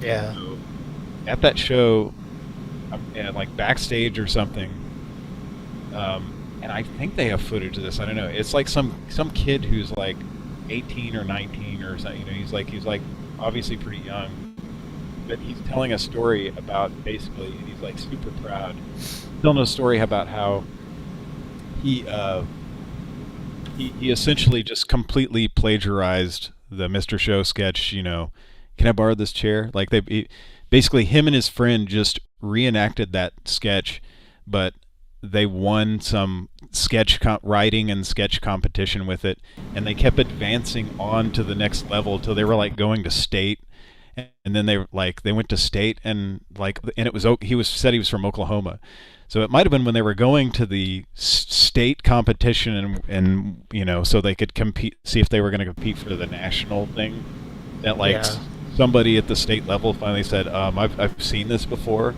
and basically busted them. I mean, plagiarizing the whole thing, but the way the kid not in Oklahoma. Yeah. The one who worked. He was from some rural town in Oklahoma. But someone in Oklahoma working in a state office or something, recognizing a Mr. Show. Well, sketch. Nah. There is such a thing as. Anyway, you're being funny, I know, but the funny thing about it was. I'm pretty sure the kid's on the on this documentary telling the story, but the way he's telling it is like he doesn't know what they did wrong. Like, or he doesn't act like this. Oh yeah. He just acts like, you know, and then they realized, oh, this already exists. So, you know, but it was pretty cool because when he's first telling the story, he's like, yeah, and so then we wrote it out, and then we worked it up, you know, and we worked it up, so we were just doing the sketch. Like they really just put in their work and did this. And, yeah. Like he's just not even getting that. Like, you're admitting to a person who is filming this, and David Cross is going to see this, that you just completely ripped off a Mr. Show sketch, and we're winning competition. You won a couple of levels of competition with it, and almost advanced to the national, like some kind of a national or regional competition, you know, writing competition, just totally plagiarizing something, but it just completely escapes him that that's like wrong or something. That's fucking anyway. So I don't even know how we got off on that, but so that's on the documentary that we're talking about. Yes, yeah. The guy who walked around and filmed the people, like, actually got this kid on tape, like, talking about it, and then it seems like David, like, is commenting on it later, like, what the fuck is wrong with this kid? You know, like, can you believe this or something? I don't know. It's been a long time since I've watched that. Anyway. About time for me to sign off, so I'll just say goodnight. You got a few more minutes to cram a bunch of calls in. But it's been fun. It has. All right. Been a real humdinger. Did you say thanks to the patrons? No, I was about to do that. Okay. Go ahead and do that. I'll go ahead and sign off, and thanks, guys. Check out Classic Game Night Fridays if you like them crazy video games. We got new Atari 2600 games, like new ones that have been created recently that we're gonna play. New. Yeah. Atari 2600. Yeah. Used carpet. Used condoms draped across your front lawn. Was it used and you touched it? I hope you didn't. No, it was in the package. Oh, and you just opened it up. Yeah, I opened it and it kind of unfurled, kind of sprung out of the packaging. Yeah. Huh. It was for a big dick. Oh, okay. Well, you know, when you're 9 years old, what's a big dick? You know? I mean, it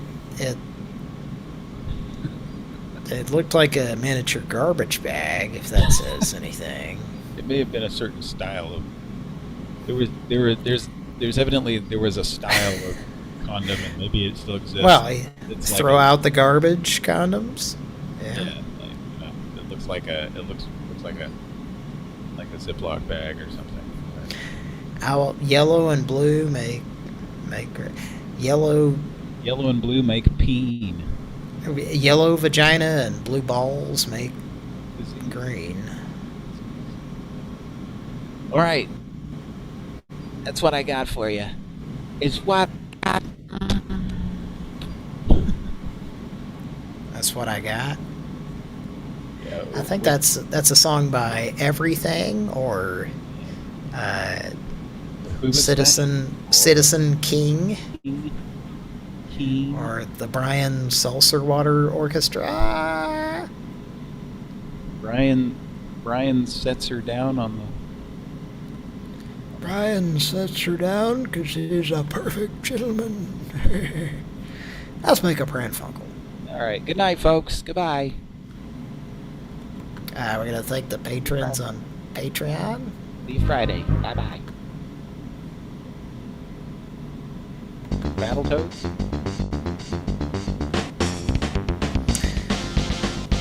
I'd like to thank our patrons on Patreon. Redacted. Jimmy Soma. Machete. Mr. Donathan Wangathan. Chris Wemmerly. Jessica. Love you lot. And last but not least, K.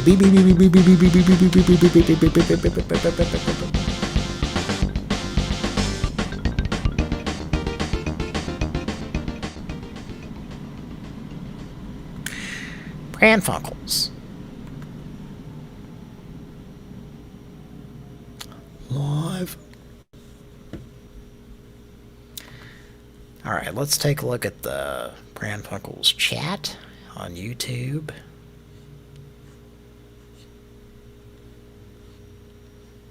Anybody new in here?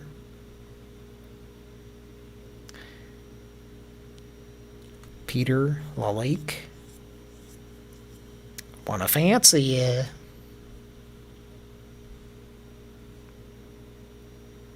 Redacted seems to think that Krippendorf's Tribe is the best movie ever made. Okay. Maybe you should keep your opinions to yourself, asshole.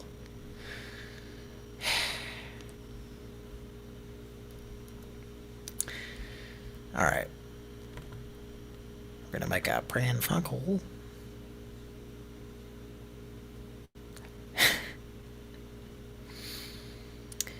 The next number in the list, it's the negative couple.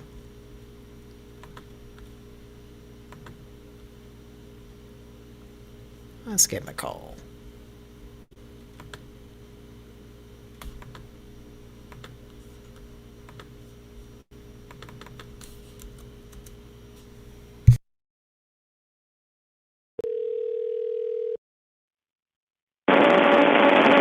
The number you have dialed is no longer in service and there is no new number. Please check the number you have dialed and try your call again. The number you have dialed is no longer in service and there is no new number. Please check the number you have dialed and try your call again.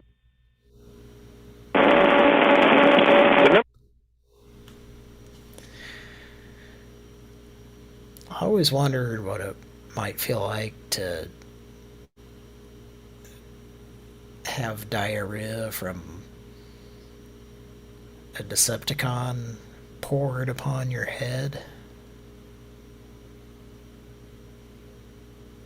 But now I know.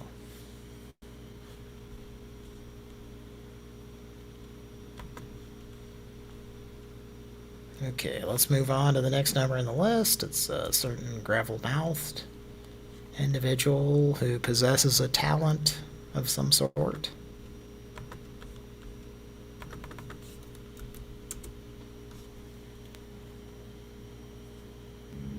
Hi, this is Bell's 24-hour lock and key. We are currently closed at this time due to an emergency.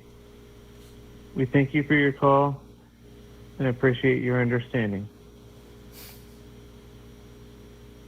The mailbox is full and cannot accept any messages. What the fuck? Okay. Well, that guy sounded like he just found something in the yard.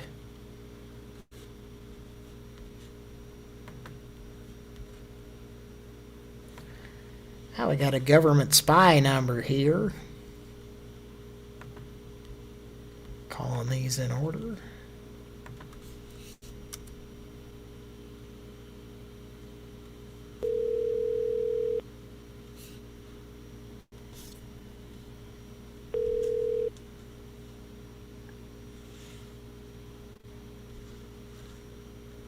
Merle Brockworth, hello.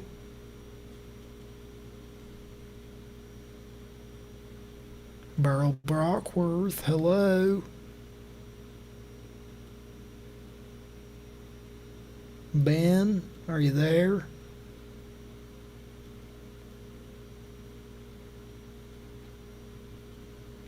It sounds like a Steenburgen in your nether regions.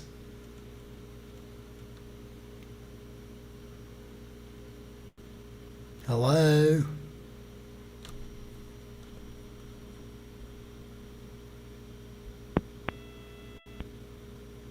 Hello? I heard a pistol whip.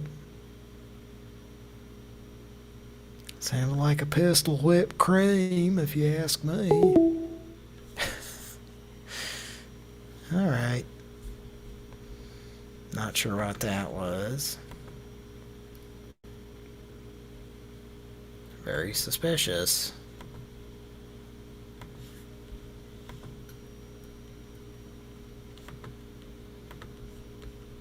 Let's try him again.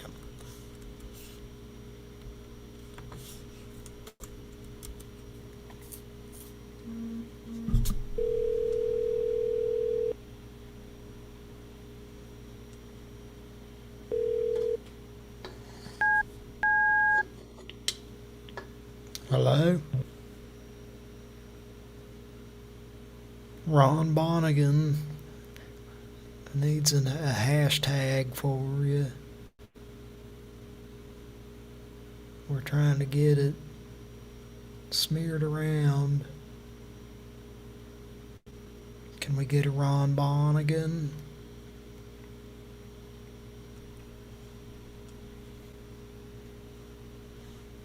Hashtag, uh-oh, not enough ranch dressing.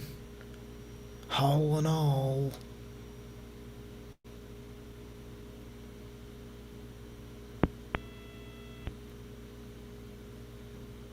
Are you there?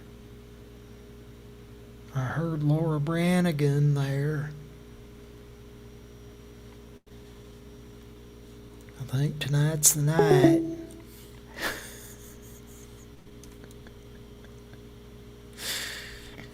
Okay, that was interesting.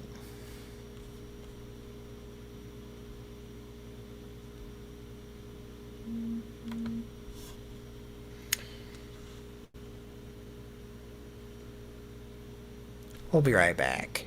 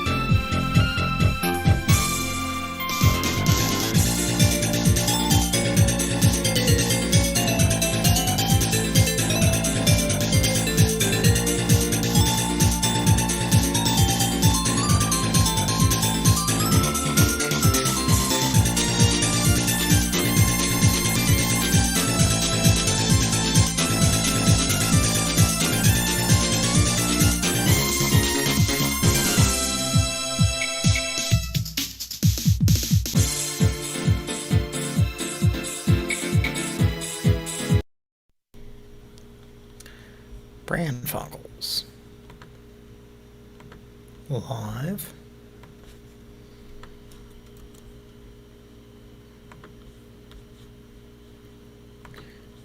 Let's do this.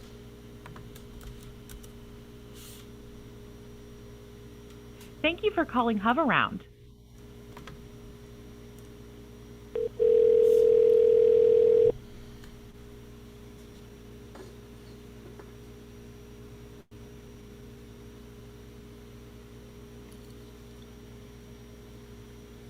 Thank you for calling Hoveround. This is Kaylee Cost, my dear. Ready for quality purposes. How can I help you today?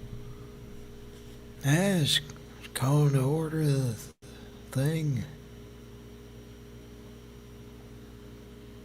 That's great. I'll be able to take your information, and a mobility specialist will reach out to assist you further during our normal business hours. How far away are you? I'm sorry? You sound very quiet.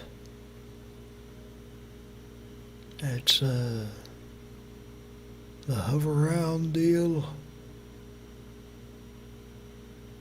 Yes, I would be able to take your information, and a mobility specialist will reach out to assist you further during our normal business hours. Uh-huh. Oh, it sounds all right. As long as you're polite. I just like when they're polite. Are you calling for yourself or someone else? My wife. May I have your first name, please? Huh? Robert? May I have your first name, please? It's Robert. Thank you. R-O-B-E-R-T, and your last name? Peconsworth. P-E-C-A-N. Thank you. How would you spell your last name?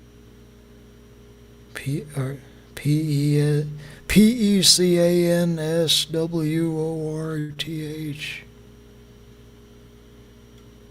Are we in the same dimension, ma'am? If I may ask. I'm sorry. P-A-C-A-N. S-W-O-R-T-H. God damn it. I'm sorry, I don't mean to. P-E-C-A-N-S-W-O-R-T-H. Uh-huh. I don't mean to And what is the swear. best phone number to reach you? It's 402 Eddie Peppercorn Monopoly 760 Leopard Print Don King's Nutsack.org. Apple butter, you piece of shit. I'm sorry, I didn't mean to curse. Hello? I'm sorry, and may I please have your phone number? 402-882-2083. That's what it says on this payphone. 402-882-2083, and may I have the first name of the person you're calling for? Denerul. D-E-N-N-E-R-U-L. He's from a different country than the one you and I were born in. But not completely. And it's D-E-N-N-E-R-U-L on his last name. Fonzie. Or Fozzie. There's no N in it. It's just F-O-Z-Z-Y. Hello? F-O-Z-Z-Y, and his phone number. 1877 Systematic Deprecation of Feebles and Celery. It's a $2.50. And may I have his phone number, please? Wait, whose number am I getting for you, May I hun? please have Mr. Fozzie's phone number? Whose number do you need? May I have the phone number for the person you're calling for? It's area code 402-882-2083. for Mr. Fozzie. 402-882-2083 and the home address. 423 Wonder Lane. Dibble the bash. Donald Nuggets needs what you're doing with your game show viewing, ma'am.